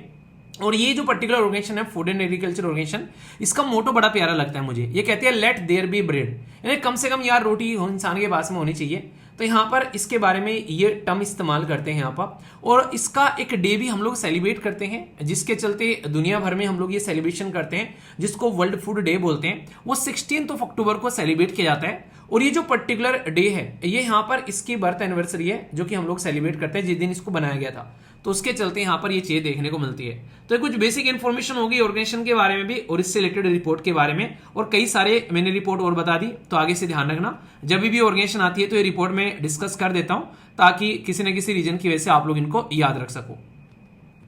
ये काफी इंपॉर्टेंट है, इंडिया ने लॉन्च किया है यहाँ पर अभी रिसेंटली। इंडिया के अंदर में इलेक्ट्रिक मोबिलिटी इंडेक्स, जो कि यहाँ पर हमारे देश के अंदर में जो आज के डेट में इलेक्ट्रिक व्हीकल को लेकर चीजें प्रमोट की जा रही हैं, तो उसका ध्यान रखिएगा कि किस किस तरीके से हम लोग चीजों को आगे लेकर चल रहे हैं। तो इलेक्ट्रॉनिक मोबिलिटी ई व्हीकल जो होता है, खासकर जो बैटरी से चलने वाली गाड़ियां होती हैं, इसको इलेक्ट्रिक व्हीकल आप लोग बोलते हो। तो यहां पर देखें कौन से स्टेट और यूनियन टेरिटरी जो है उसके लिए रेडी है। तो NITI Aayog, RMI, India institute के साथ में मिलकर ये कोलैबोरेशन करके चल रहे हैं। इससे क्या होगा कि हमारे देश के अंदर में अगर पॉलिसी में कोई दिक्कत है तो भाई पॉलिसी को इंप्रूव करो, अगर इसके सिस्टम में कोई दिक्कत है तो सिस्टम को इंप्रूव करो। तो यहां पर ये अलग अलग लगभग 30 पैरामीटर चेक करेगा और उसके बेसिस पर फिर अपनी रिपोर्ट तैयार करेगा कि इंफ्रास्ट्रक्चर कैसी है, पॉलिसी कैसे बन रही है, लोग कितने अवेयर हैं, मैन्युफैक्चरिंग कैपेसिटी कैसी है हमारी यहाँ पर। तो किस तरीके से यहाँ पर अलग अलग कैटेगरी में फिर हम लोग देखेंगे लीडर कौन है, एस्पायरेंट कौन है, इमर्जिंग बेस क्या है यहाँ पर। तो आप लोग ये बताइए, अगर मैं आप लोग को बोलूं आप लोग को गाड़ी खरीदनी है आज के डेट में, तो आप लोग डीजल की खरीदोगे, पेट्रोल की खरीदोगे या फिर इलेक्ट्रिक व्हीकल खरीदोगे। तो लोगों का परसेप्शन भी जानना यहाँ पर जरूरी रहेगा इसको लेकर, ताकि चीजों को बेटर तरीके से इंप्लीमेंट किया जा सके। तो आने वाले टाइम पे ईवी को लेकर हम लोग काफी प्रमोट कर रहे हैं यहाँ पर, तो ये इंडेक्स इसको और अच्छे लेवल पर इंप्लीमेंट करता हुआ नजर आएगा। इंटरनेशनल लेवल पर कई सारी ऑर्गेनाइजेशन ऐसी हैं जो कि कई सारे प्रोडक्ट, कई सारे इनिशिएटिव को सपोर्ट करती हैं। ऐसी ऑर्गेनाइजेशन है एक यूनाइटेड नेशन डेवलपमेंट प्रोग्राम, इसका एक इनिशिएटिव है, एक अवार्ड आप लोग बोल सकते हैं। और ऐसा नहीं कि पहली बार में मिल जाता है, मतलब 2 साल में एक बार मिलता है। तो आप लोग समझ सकते हैं इंपॉर्टेंट अवार्ड है यहाँ पर। तो यहाँ पर इसको बोलते हैं यूएनडीपी इक्वेटर इनिशिएटिव अवार्ड।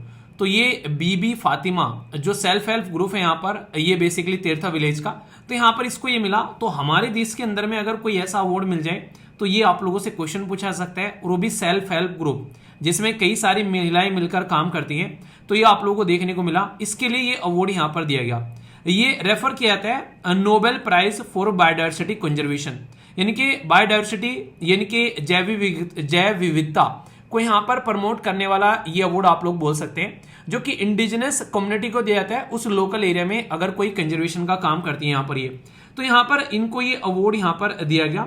ये यहाँ पर पर्टिकुलर अवार्ड जो है ये दिया जाता है 2002 से लोकल कम्युनिटी को, अगर उन्हें सस्टेनेबल डेवलपमेंट या फिर बायोडायवर्सिटी कंजर्वेशन यानी कि सतत विकास या फिर जैव विविधता का संरक्षण किया यहाँ पर। 2 साल में एक बार मिलता है यहाँ पर। ये ट्रॉपिकल कंट्री जो है, खासकर tropic of cancer, tropic of capricorn के एरिया में पाई जाती है। तो यहाँ पर उनको नॉर्मली देखने को यहाँ पर ये मिलता है। खासकर ट्रेडिशनल नॉलेज के बेस पर भी यहाँ पर आज के डेट में चीजें देखने को मिलती हैं कि उनको प्रिजर्व करने के लिए भी चीजें दी जाती हैं। तो क्लाइमेट चेंज, सस्टेनेबल लैंड और खासकर इंडिजिनस जो कम्युनिटी है उनको ध्यान में रखकर चीजें आप लोगों के सामने निकल कर आती हैं। आप लोगों को पता है सस्टेनेबल डेवलपमेंट गोल में goal number 13, goal number 14 and 15 ये एक तरीके से इन्वायरमेंट के साथ में कनेक्टेड आप लोगों को देखने को मिलते हैं। तो इसलिए यहाँ पर ये गोल इसके अंदर में आप लोगों को यहाँ पर नजर आते हैं। तो ये पॉइंट आप लोग यहाँ पर ध्यान रखना, काफी इंपॉर्टेंट है। कई बार क्वेश्चन आप लोगों से पूछ ले आते हैं कब स्टार्ट किया गया, किस पर्टिकुलर पर्पज के लिए दिया जाता है। तो ये डायरेक्ट क्वेश्चन आप लोग ये बनते हैं। आशा करता हूं कि माइंड में इसको लेकर क्लैरिटी आ गई होगी। अवार्ड इंपॉर्टेंट है, ध्यान रखना। भारत में किसी को मिल जाता है तो वो टॉपिक और इंपॉर्टेंट हो जाता है। एक टर्म है जिसके लिए वर्ड यूज किया गया है SHRESTH, तो श्रेष्ठ इंडेक्स यहां पर है बेसिकली। इसकी फुल फॉर्म आप लोगों को पता रहेगी तो आप लोग थोड़ा सा अंडरस्टैंड कर पाएंगे। यहां पर ये जो इंडेक्स है यहाँ पर ये बूस्ट करेगा स्टेट में ड्रग्स रेगुलेटरी सिस्टम। तो आप लोग समझ सकते हैं ड्रग्स यानी कि दवाइयों को रेगुलेट करने का सिस्टम रहेगा। कई बार कई सारी दवाइयां जो हैं हमारे देश के अंदर में लॉन्च कर दी जाती हैं और फिर इंटरनेशनल लेवल पर उनको ले जाकर बेचते हैं, तो उसके चक्कर में कई सारे बच्चों की डेथ भी हुई थी अफ्रीका कॉन्टिनेंट के अंदर में। तो यहां पर इसको ध्यान में रखते हुए state health regulatory excellence index, इसको शॉर्ट फॉर्म में श्रेष्ठ बोला गया है, तो लॉन्च किया गया था नीति आयोग के द्वारा वर्ल्ड हेल्थ ऑर्गेनाइजेशन के साथ में मिलकर, ताकि स्टेट लेवल पर सेक्टर को रेगुलेट किया जा सके और हेल्थ केयर प्रोफेशनल जो है वो सिस्टमेटिक में यहां पर काम करते हुए नजर आए और कंपटीशन भी आए। तो कंपटीशन होगा तो अच्छा प्रोडक्ट आएगा मार्केट में, और यहां पर अकाउंटेबिलिटी भी रहे, ट्रांसपेरेंसी भी रहे, और सही प्रोडक्ट कौन मार्केट में लेकर आ रहा है उसको एप्रिसिएशन भी देखने को मिले। तो स्टेट और यूनिवर्सिटी को यहां पर रैंक किया जाएगा इसके बेसिस पर, और पॉलिसी गाइडलाइंस को फॉलो कौन कौन कर रहा है ये देखा जाएगा, क्योंकि हेल्थ और ये दवाइयां जो होती हैं ये बहुत ही इंपॉर्टेंट है यार, इनको हल्के में नहीं लिया जा सकता, क्योंकि जरा सा हल्के में लेते ही किसी इंसान की जान जा सकती है।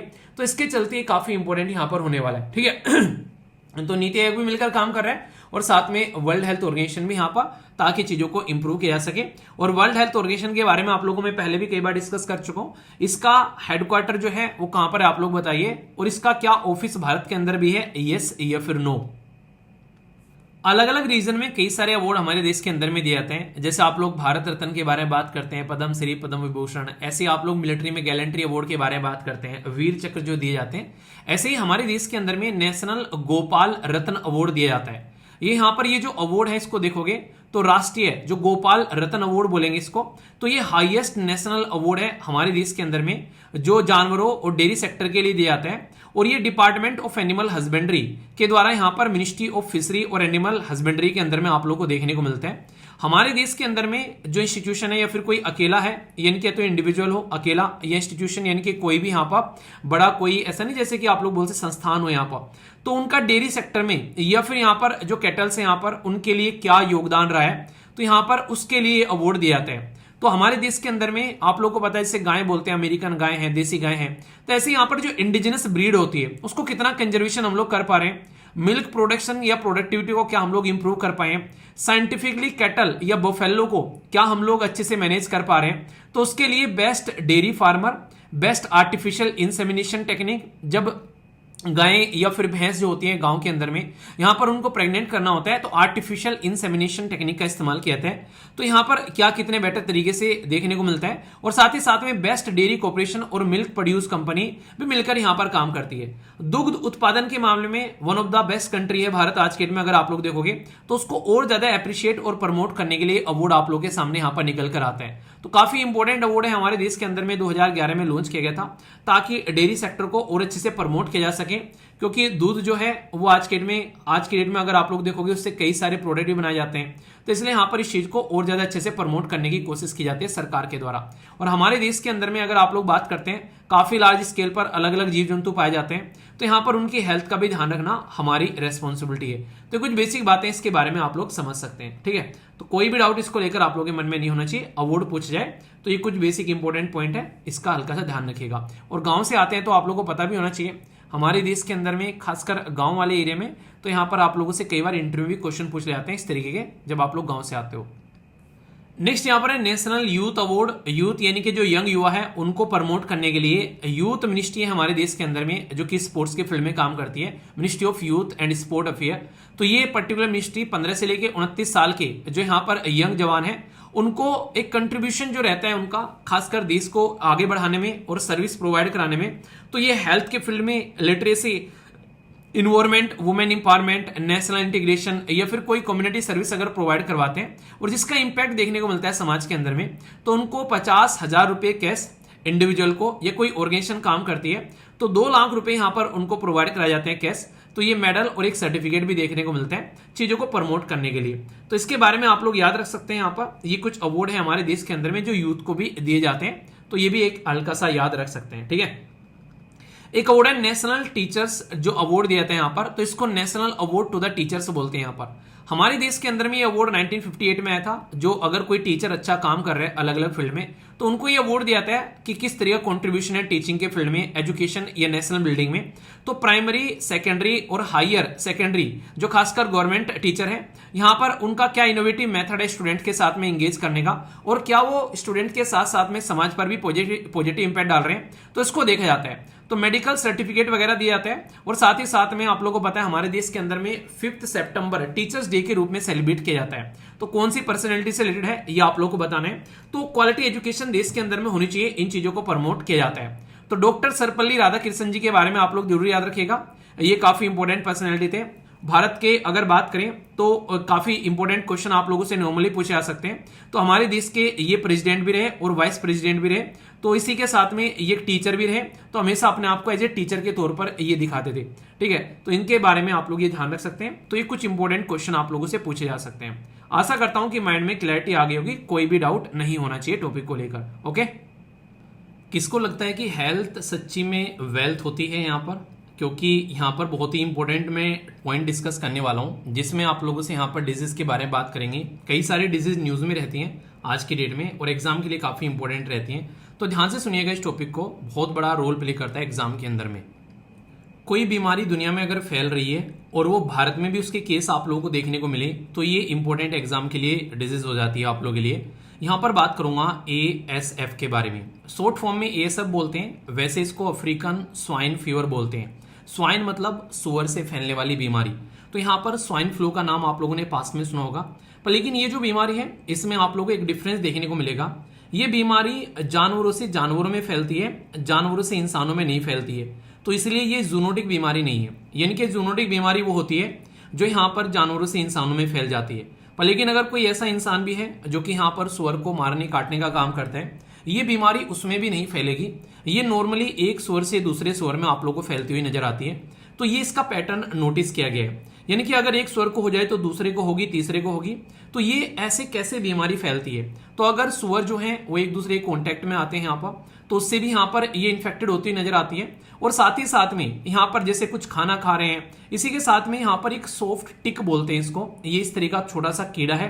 ये अगर एक सुअर इन्फेक्टेड सुअर से दूसरे सुअर पर जाकर यहाँ पर ये बैठता है, तो उसकी वजह से भी यहाँ पर ये बीमारी फैलती हुई नजर आती है। यानी कि ये सॉफ्ट टिक की वजह से ये कुछ रीजन में फैलती है और फिर उसकी वजह से आगे बढ़ती हुई नजर आती है।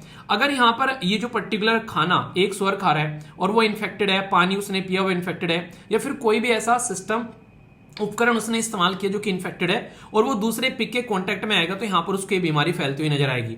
ये काफी ज्यादा हाईली कॉन्टिगियस डिसीज है, कॉन्टिजियस डिसीज बोलते हैं, जो काफी फास्ट तरीके से फैलती है। हिंदी में इसको संक्रामक वायरल ये बीमारी के नाम से आप लोग जानते हैं।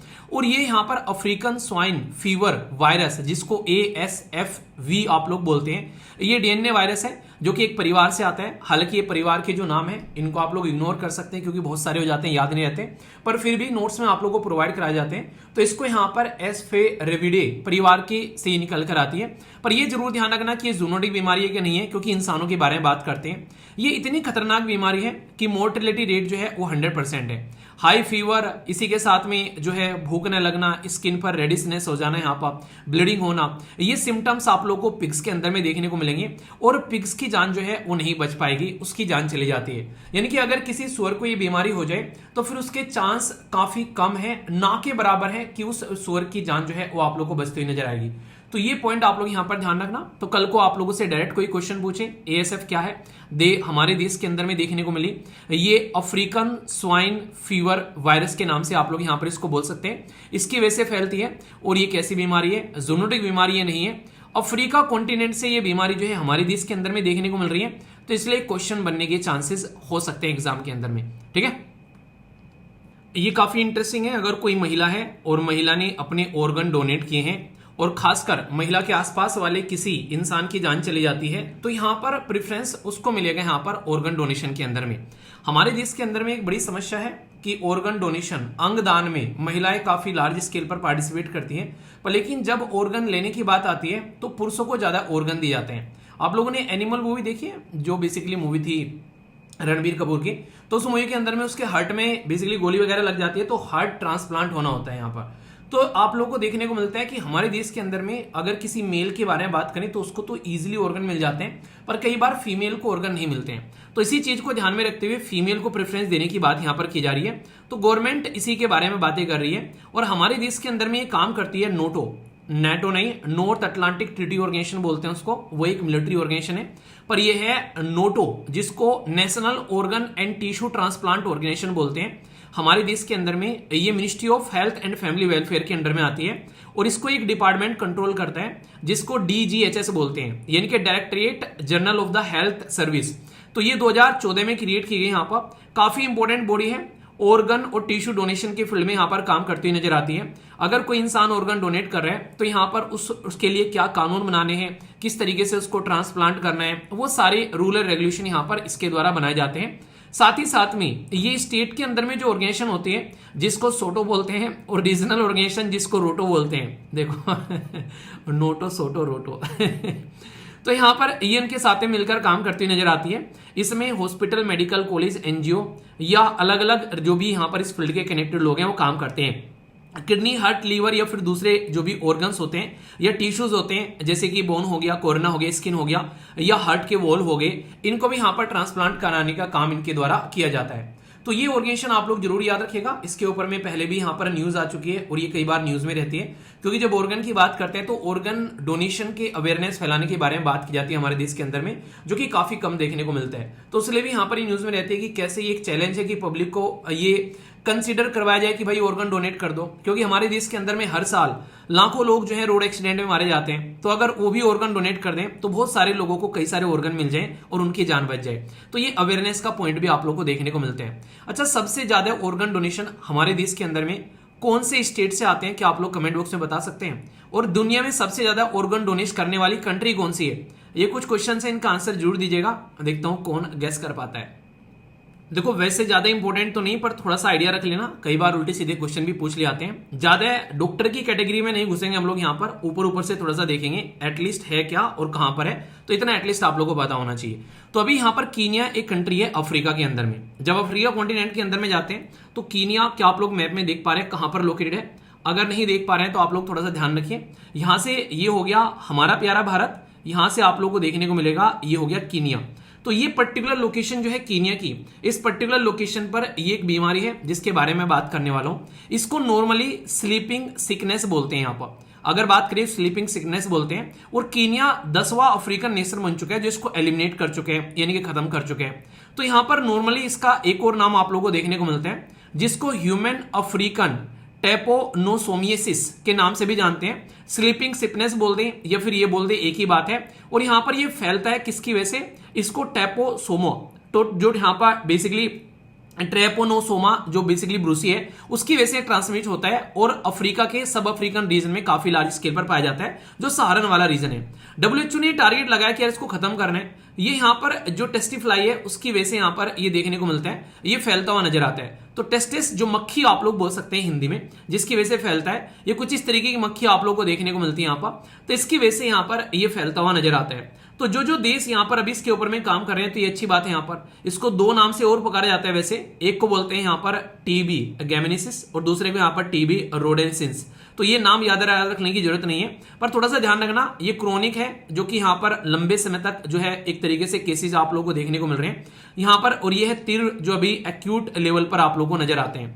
यहां पर बात करें ड्रग के पेनिट्रेशन है जिसकी वजह से चीजें कंट्रोल हो पाती है, तो इसी की वजह से यहां पर एलिमिनेट हो रहा है। तो WHO कई सारी NGO के साथ मिलकर अफ्रीका कॉन्टिनेंट के अलग अलग रीजन में काम कर रहे हैं, जिससे चीजें जो हैं वो बेटर हो पा रही है। यहां पर एक इंपॉर्टेंट बात बता दें, यहां पर ऐसा अगर आप लोग बोले यहां पर तो non endemic country with recorded case human African जो यहां पर टाइमनोसिस अगर बात करें तो HAT आप लोग यहां पर इसको बोलते हैं। तो अगर बात करें तो यहां पर अफ्रीका के अंदर में नॉर्मली देखने को मिलते हैं। ये रीजन है जहां पर इसके केस जो हैं वो ना के बराबर आप लोग यहां पर नजर आते हैं। तो हल्का सा ध्यान रखना, अगर कोई कंट्री एलिमिनेट कर रही है तो यहां पर क्वेश्चन बनने के चांसेस हैं। तो इतना बस याद रख लेना, कीनिया ने अभी इस बीमारी को अपने यहां से खत्म किया है। तो ये एक इंपॉर्टेंट टॉपिक आप लोगों को हो जाता है। तो कीनिया की लोकेशन भी मैंने आप लोगों को बता दी।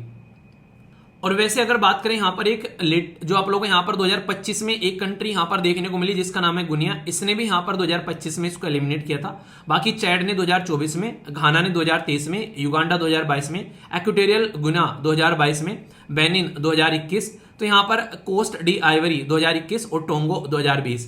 तो ये एग्जैक्ट आप लोग को हल्का सा इसके बारे में याद भी आप लोग रख सकते हैं कि हाँ इस तरीके से ये कंट्री एलिमिनेट कर रही है। तो जो ताजे एलिमिनेशन हुए वो यहाँ पर इन दोनों कंट्री कीनिया और गुनिया, इनके नाम याद रखिए आप लोग। अच्छा, बीमारी के नाम कई बार डिफरेंट होते हैं तो इनको ज्यादा ऐसा नहीं कि आप लोग परेशान हो जाए इनको लेकर, एक दो बार देख लेना यहाँ पर कि कहाँ पर बीमारी फैलती है। तो रिवीजन आप लोग थोड़ा सा करते रहोगे तो ये कुछ कुछ नाम आप लोग के याद रहने लगे हैं। वैसे मैक्सिमम लोग जो हैं वो यहाँ पर इस सेक्शन को छोड़कर चले जाते हैं, तो ऐसा नहीं है। अगर आप लोग एक दो क्वेश्चन अगर अच्छा हो जाता है एग्जाम में तो अच्छी बात होती है, तो छोड़कर नहीं जाया करते। टॉपिक कई बार न्यूज में रहते हैं तो हेल्थ से रिलेटेड वैसे इंपॉर्टेंट होता है। अभी यहाँ पर एक बीमारी काफी लार्ज स्केल पर न्यूज में रही, जिसकी वजह से हेल्थ काफी दिक्कत में है यहाँ पर, और ये इसकी वजह से यहाँ पर ग्लोबल लेवल पर ये बोला जा रहा है कि ये ग्लोबल थ्रेट बन सकता है, जिसका नाम है यहाँ पर चागस डिजीज।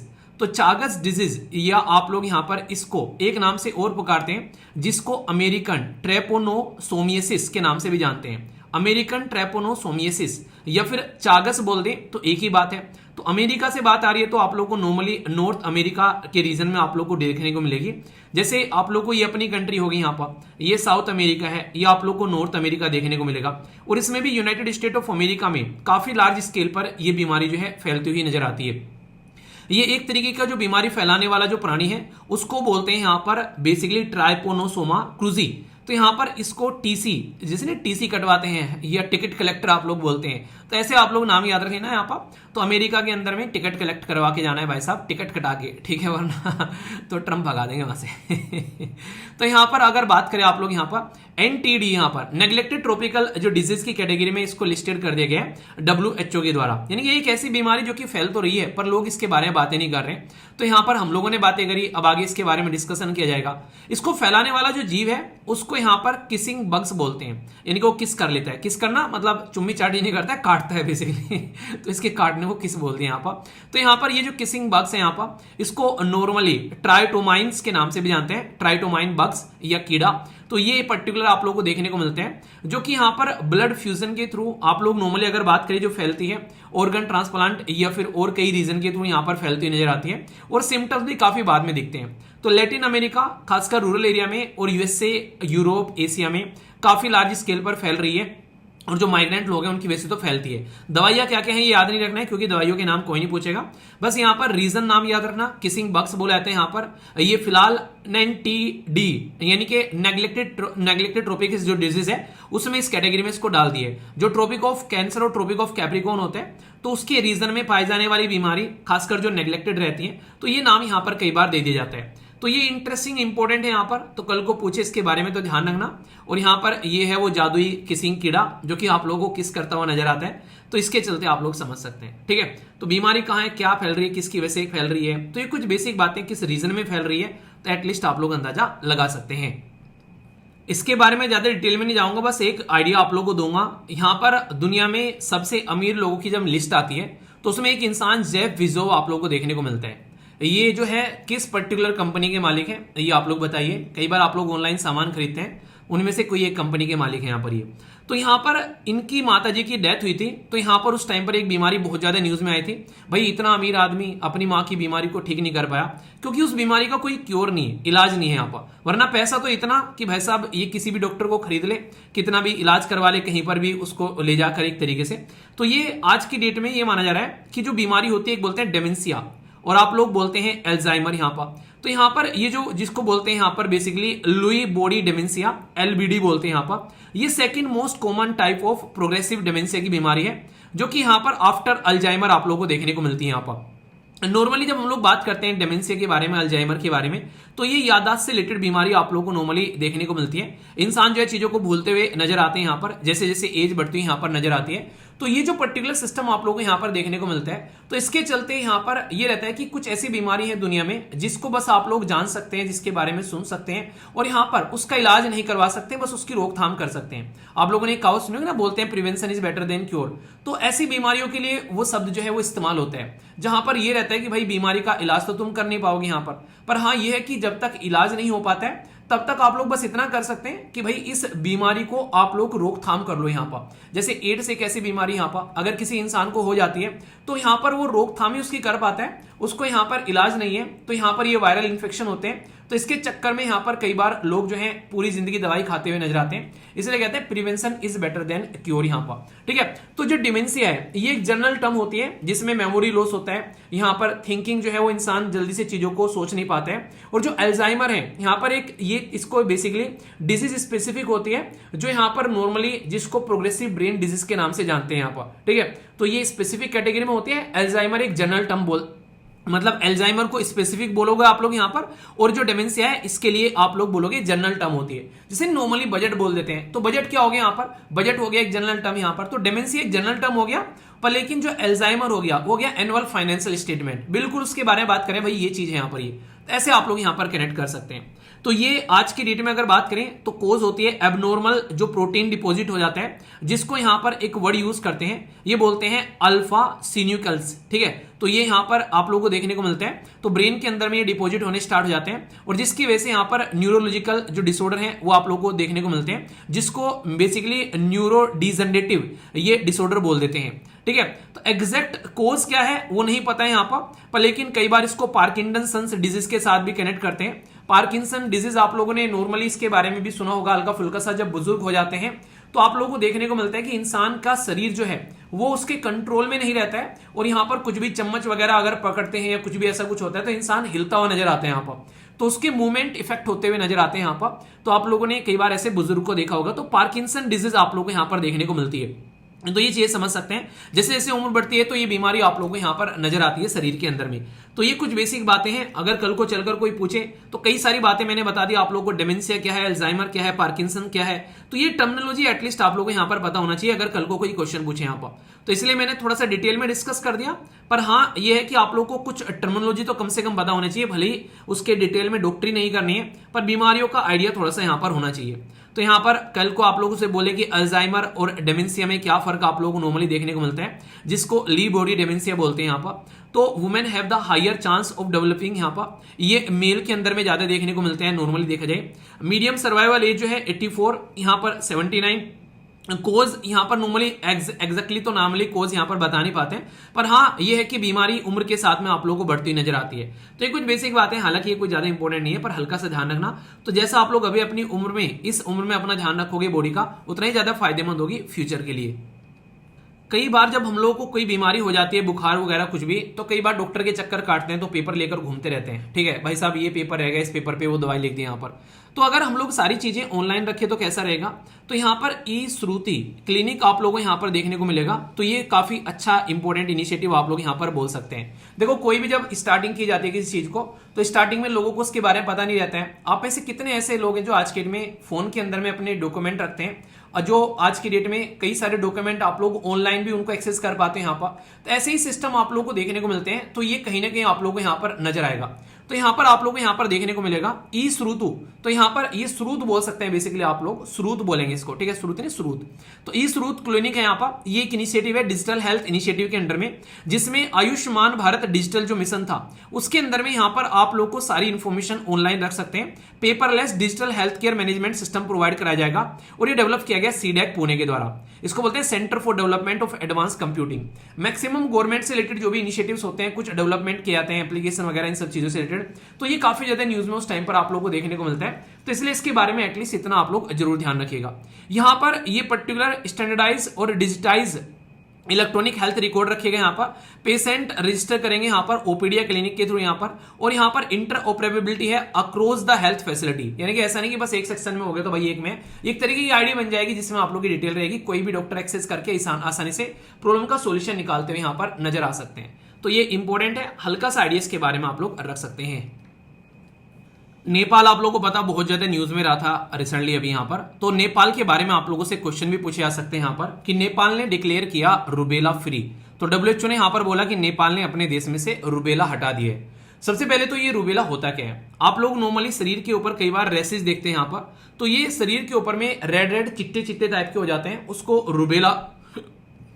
रुबेला बोलते हुए यहाँ पर नजर आते हैं। तो नेपाल ने एलिमिनेट किया, और ये नेपाल ने अनाउंस नहीं किया, ये वर्ल्ड हेल्थ ऑर्गेनाइजेशन के द्वारा अनाउंस किया गया कि भाई हम लोगों ने क्या कर दिया है, एलिमिनेशन कर दिया है रुबेला का यहाँ पर। तो अब इंपॉर्टेंट बीमारी जो है यहाँ पर, ये कहीं ना कहीं एक ऐसी बीमारी है जो कि कई बार यहाँ पर काफी ज्यादा समस्या क्रिएट करती है, और इसको अलग अलग नाम से पुकारा जाता है। कई बार यहाँ पर इसको जर्मन मीजल्स के नाम से भी जानते हैं, जीएम जर्मन मीजल्स, और इसको 3 डे मीजल्स के नाम से भी जानते हैं। ये जो फैलता है, ये फैलता है रुबेला वायरस की वजह से यहाँ पर, तो उसी के नाम से इस बीमारी का नाम यहाँ पर रखा जाता है। ये जो बीमारी है नॉर्मली एक तरीके से जो डिजीज है हल्की बीमारी है, नन के ज्यादा इंपैक्ट नहीं डालती है। अगर शरीर पर रेसेस हो जाते हैं तो ठीक है, नॉर्मली है कि हाँ ठीक कर लेंगे भाई। कई सारी दवाइयां आती हैं आज के डेट में ये यहाँ पर प्रिवेंट करने के लिए रूबेला को। पर लेकिन इंपॉर्टेंट बात यहाँ पर होती है, अगर ये बीमारी किसी प्रेग्नेंट वुमेन को अगर फैल जाए तो समस्या क्रिएट यहाँ पर कर देती है, उसको फिर यहाँ पर ये दिक्कत में डाल देती है यहाँ पर। तो इसके चलते इस बीमारी के बारे में ध्यान रखा जाता है। ट्रांसमिशन अगर कोई छींक रहा है, खांस रहा है, एक इंसान से दूसरे इंसान में ट्रांसफर हो सकती है, आप लोग ऐसे समझ सकते हैं। प्रेग्नेंट वुमेन ज्यादा रिस्क पर रहती है यहाँ पर, तो इसलिए उनको प्रोटेक्शन प्रोवाइड कराना जरूरी है। MMR वैक्सीन, मीजल्स, मम्स और रूबेला की वैक्सीन आप लोगों को नॉर्मली प्रिवेंशन के लिए दी जाती है। पर इंपॉर्टेंट बात क्या है, नेपाल ने जल्दी खत्म कर दिया और यहाँ पर जो वर्ल्ड हेल्थ ऑर्गेनाइजेशन का टारगेट है वह है 2030 तक का रूबेला फ्री करना। तो आप लोगों के लिए इंपॉर्टेंट क्वेश्चन बन जाएगा कि अभी किसने रिमूव किया रूबेला, तो वो किया नेपाल ने। और वर्ल्ड हेल्थ ऑर्गेनाइजेशन का टारगेट क्या है, वो है 2030 तक का, यहां पर जब सस्टेनेबल डेवलपमेंट आप लोग ये कंप्लीट होते हुए नजर आएंगे। तो रूबेला के बारे में ये चीजें आप लोग यहां पर ध्यान रख सकते हैं, ये काफी इंपॉर्टेंट है। अब भारत के बारे में बात करते हैं, हमारी क्या कंडीशन है भाई। भारत जो के बारे में बात करें तो हम लोग भी यहां पर इसके लिए एलिमिनेशन के कैंपेन चला रहे हैं, और खासकर ministry of health family welfare इसके लिए काम करती है। अचीव किया 100% इम्यूनाइजेशन कवरेज हमारे देश के अंदर में, ताकि मिजल्स और रूबेला जैसी प्रॉब्लम का समस्या का समाधान किया जा सके। यानी कि हमारे देश के अंदर में अभी इसको टारगेट किया जा रहा है ताकि फटाफट हम भी इसको यहां पर एलिमिनेट करें। पर हमारे देश की पॉपुलेशन और नेपाल की पॉपुलेशन में कोई कंपेयर नहीं है। नेपाल एक छोटा सा देश है, हमारी देश की पॉपुलेशन दुनिया में सबसे बड़ी है, तो हमको थोड़ा टाइम लगेगा चीजों को कंप्लीट करने में। ऐसे आप लोग यहां पर अंडरस्टैंड कर सकते हैं। तो ये काफी इंटरेस्टिंग है, इसको आप लोग थोड़ा सा ध्यान रखिएगा। कौन सा देश है जिसने एलिमिनेट किया, कौन यहां पर इसके बारे में बताता है, और वर्ल्ड हेल्थ ऑर्गेनाइजेशन का टारगेट क्या है, ये कई बार छोटे छोटे क्वेश्चन बन जाते हैं। ठीक है, ये पर्टिकुलर टॉपिक इसमें आप लोग इंटरनेशनल रिलेशन, इंटरनेशनल इवेंट और इंटरनेशनल ऑर्गेनाइजेशन यहां पर हम लोग कवर करते हैं। तो ऐसे तो देखो कई सारी न्यूज जो है वो अलग अलग कैटेगरी में आप लोग डिवाइड नहीं कर सकते, पर लेकिन यहाँ पर कोशिश की जाती है, वरना जैसे इंपॉर्टेंट जो डिजीज है वहां पर भी कई सारी ऑर्गेनाइजेशन काम करती नजर आती है, तो ऐसे आप लोग कनेक्ट कर सकते हैं। पर हाँ, कोशिश की जाती है तो अलग अलग सेक्शन में, पर लेकिन ऐसा ज्यादा सेक्शन के ऊपर मत रहा करो, कोशिश किया करो कि न्यूज कवर होनी चाहिए। ठीक है, एक एरिया कई बार न्यूज में रहता है और कई सारे लोग इसको अंडरस्टैंड नहीं कर पाते कौन से एरिया के बारे में बात की जा रही है। इसको कहते हैं यहाँ पर सेंगेन एरिया। तो जो सेंगेन है यहाँ पर, इसके लिए अलग से वीजा निकलता है। जैसे हमारे देश के अंदर में अगर आप लोग अपने देश के अंदर में मतलब आज के डेट में पासपोर्ट लेते हैं तो हमारे देश के अंदर में ministry of external affair provide कराती है। पर लेकिन बाहर से अगर कोई इंसान हमारे देश के अंदर में आना चाहता है तो उसको वीजा लेना पड़ेगा, होम मिनिस्ट्री प्रोवाइड कराएगी।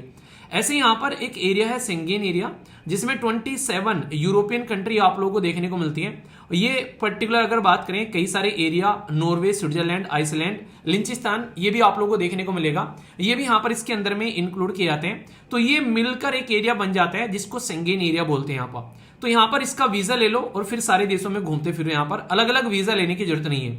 तो यहाँ पर ये शॉर्ट स्टे वीजा अलाउ करते हैं कंट्री में ट्रेवल करने के लिए। 27 सेंगेन कंट्री, तो 90 डेज के लिए आप लोग जा सकते हैं। और खासकर अगर बात करें, ये जो एरिया है from up to 90 days within 180 days period आप लोग यहां पर एक तरीके से कवर कर सकते हैं। तो कहने का मतलब यहां पर यह कि टूरिज्म के लिए, अगर कोई बिजनेस के लिए, फैमिली विजिट के लिए जाना चाहते हैं तो ईजी रहता है। यहां पर इस पर्टिकुलर वीजा की वजह से अलग अलग वीजा आप लोगों को नहीं लेने पड़ते हैं। तो जो इंटरनल बॉर्डर है यहाँ पर, वहां पर बार बार कोई चेक नहीं करेगा अगर आप लोगों के पास में ये डॉक्यूमेंट होगा यहाँ पर। तो ये फीचर है यहाँ पर type C short term visa, और यहाँ पर सिंगल एंट्री, ये मल्टीपल एंट्री ऑप्शन भी रहते हैं इसके अंदर में, और एम्बेसी या फिर कॉन्सुलेट के द्वारा इसको इशू किए जाते हैं यहाँ पर। एक्सेप्शन है यहाँ पर, अगर सिटीजन जैसे कुछ country USA, Japan, Australia can enter visa free short stay के लिए, क्योंकि ये कंट्री अमीर कंट्री है तो एक दूसरे को अलाउ कर देती है, तो इनका एक अलग फंडा रहता है। पर लेकिन अगर भारत जाता है तो भारत के लिए अभी यहाँ पर ये एलिजिबिलिटी यहाँ पर आप लोगों को देखने को मिल रही है। इंडियन नाउ एलिजिबल 5 ईयर जो सेंगेन वीजा अंडर न्यू जो भी अभी स्कीम यहाँ पर निकल कर आई उसके चलते। तो ये पर्टिकुलर रीजन के बारे में एटलीस्ट आप लोगों को जरूर पता होना चाहिए। ठीक है, तो अगर पूछे कोई सेंगेन कंट्री कौन सी यहाँ पर, तो ये आप लोगों को यहाँ पर इसके बारे में ध्यान रखना है। और यहाँ पर इसके लिए स्कीम हमारे देश की आ गई। तो अगर यहाँ पर टूरिज्म को प्रमोट करना चाहते हैं ये लोग, इसकी वजह से यहाँ पर इस चीज को प्रमोट कर रहे हैं यहाँ पर। ठीक है, यूनाइटेड नेशन के अंदर में आप लोगों को एक बात पता होना चाहिए कि एक पर्टिकुलर ग्रुप बनाया गया जिसको यूएन वुमेन बोला गया। ये ओरिजिनली नहीं था यहाँ पर जब यूएन क्रिएट किया गया, ये बाद में बनाया गया 2010 में यहाँ पर। तो ये महिलाओं के लिए काम करता है और जेंडर इक्वलिटी के ऊपर फोकस करता है। अब इसने 15 साल का यूएन का जो वुमेन को लेकर ग्लोबल कमिटमेंट बोला है, जेंडर इक्वलिटी लेकर आएंगे, यानी कि मेल और फीमेल को एक समानता होनी चाहिए। तो United nation entity for gender equality and empowerment of the women, और साथ ही साथ में यहां पर gender equality and women right world wide, ये आप लोगों को यहां पर देखने को मिलता है। तो 2010 में यहां पर ये सामने निकल कर आया, जिसके अंदर में यूएन की बॉडी काम करती है और यहां पर महिलाओं के लिए किस तरीके से अधिकार हैं वो यहां पर निकल कर आते हैं। कई सारे पुराने एरिया थे, यहां पर बॉडी थी, उनको मर्ज किया गया और ये पर्टिकुलर बॉडी बनाई गई। हेडक्वार्टर तो यूएसए में ही है और यूएन के जनरल सेक्रेटरी जो है वो यहां पर एग्जीक्यूटिव डायरेक्टर अपॉइंट करते हैं। तो ये इस तरीके से कहां कहां पर वुमेन के लिए क्या क्या पॉलिसीज हैं, कहीं पर लड़ाई होती है तो वहां पर महिलाओं का क्या ट्रीटमेंट होता है, कहीं पर अगर कोई बीमारी फैल गई वहां पर किस तरीके से देखते हैं, इकोनॉमी में पार्टिसिपेशन कैसा है, लीडरशिप कैसी है महिलाओं की, तो उन सब मुद्दों के बारे में यहां पर ये बात करते हैं। तो आने वाले टाइम पे 15 सालों के लिए यहां पर कोशिश कर रहे हैं कि वुमेन को सही से लेकर चला जाए। तो कब स्टेब्लिश किया गया, हेडक्वार्टर कहां पर है, ऑपरेशनल कब हुआ, ये कुछ बेसिक बातें आप लोग यहां पर ध्यान रख सकते हैं। कल को अगर क्वेश्चन आप लोगों से इसके बारे में पूछा जाए तो अगर भारत इंटरनेशनल लेवल पर कहीं न्यूज में है तो आप लोगों को जरूर पता होना चाहिए। आप लोगों को पता है वर्ल्ड फूड प्रोग्राम, ये दुनिया में बेसिकली यूएन के द्वारा सपोर्ट किया जाता है। यहां पर वर्ल्ड फूड प्रोग्राम, तो यूएन वर्ल्ड फूड प्रोग्राम बोलते हैं। तो ये पर्टिकुलर भारत जो है यूएन के साथ मिलकर अभी जो राइस फोर्टिफिकेशन है उसके लिए काम कर रहे हैं। मतलब जो चावल होते हैं यहां पर उसको कैसे और इंप्रूव किया जा सकता है, तो उसके ऊपर में यहां पर काम किया जाता है। यहां पर चावल को नॉर्मली ऐसे करते हैं, चावल को पीस कर आटा बना लिया, उसके अंदर में कुछ न्यूट्रिशन प्रोटीन कंटेंट ऐड कर दिया, फिर उनको चावल की फॉर्म में कन्वर्ट कर दिया। तो ऐसे यहां पर काम किया जाता है ये। तो अभी फिलहाल इंडिया ये काम कर रहा है मिलकर यूएन के साथ में, और सप्लाई चेन में यहां पर कहीं ना कहीं नेपाल को भी इंक्लूड करके चल रहा है। तो ये एक काफी इंपॉर्टेंट इनिशिएटिव है जहां पर इंडिया यूएन के साथ मिलकर काम कर रहा है, और यूएन के भी डायरेक्टली नहीं, यूएन का फूड प्रोग्राम है उसके साथ में। तो यूनाइटेड नेशन का जो पर्टिकुलर फूड प्रोग्राम है 1961 में स्टैब्लिश किया गया, ताकि कोई भूखा ना रह सके। इमरजेंसी एरिया में जहां पर कोई बीमारी फैल रही है, कोई लड़ाई है, उन एरिया में फूड और न्यूट्रिशन प्रोवाइड कराना और सस्टेनेबल डेवलपमेंट को लेकर चलना। और खासकर जो स्कूल है, एटलीस्ट कहीं पर लड़ाई होगी तो वहां पर स्कूल के अंदर में जो बच्चे हैं खासकर उनको थोड़ा सा सपोर्ट प्रोवाइड कराना। तो ये इनिशिएटिव आप लोगों को यहां पर देखने को मिलता है। तो ये इंपॉर्टेंट है, हल्का सा एटलीस्ट आप लोग अंडरस्टैंड कर सकते हैं कि यहाँ ऐसे भी इनिशिएटिव है। एटलीस्ट नाम से तो आप लोग पकड़ ही लोगे। हमारे देश के कई सारे बच्चे, लगभग 34 बच्चे जो हैं वो जापान के अंदर में गए थे। एक प्रोग्राम होता है जिसको कहते हैं साकुरा साइंस। ये प्रोग्राम क्या है, जापान की गवर्नमेंट का इनिशिएटिव है, जिसमें जापान साइंस एंड टेक्नोलॉजी को प्रमोट करने की कोशिश करता है 2014 से। और यहां पर एशिया और अदर रीजन के जो बच्चे हैं उनको यहां पर इन्वाइट किया जाता है शॉर्ट टर्म के लिए साइंस एंड टेक्नोलॉजी में प्रमोट और सपोर्ट प्रोवाइड कराने के लिए। इसमें जो बच्चे हैं वो पार्टिसिपेट करते हैं, उनका माइंड डेवलप करने की कोशिश की जाती है। जैसे फंडामेंटल ड्यूटी में साइंटिफिक टेम्पर जनरेट करने की बात नहीं करते हम लोग यहाँ पर, अच्छा फंडामेंटल ड्यूटी किस आर्टिकल के अंदर में आती है। तो ये जापान की एक सॉफ्ट पावर है जो कि रीजन में टाई कनेक्ट करने की कोशिश करते हैं। और सोच के देखो, जापान में जाने वाले बच्चे फिर वापस आएंगे तो डिसिप्लिन भी देखने को मिलेगा, इसी के साथ में यहाँ पर जापान की कल्चर भी थोड़ा समझ के आएंगे। तो ये एक तरीके का सॉफ्ट पावर बोलते हैं इसको, कि लोगों को लोगों के साथ में कनेक्शन क्रिएट करना। तो स्कूल, यूनिवर्सिटी, स्टूडेंट, रिसर्चर यहाँ पर पार्टिसिपेट करते हुए नजर आते हैं। एशिया पैसिफिक इंक्लूडिंग रीजन में यहाँ पर इंडिया भी यहाँ पर पार्टिसिपेट करता है। तो ये प्रोग्राम के बारे में कोई पूछे किसका है, तो जापान का ये इनिशिएटिव है।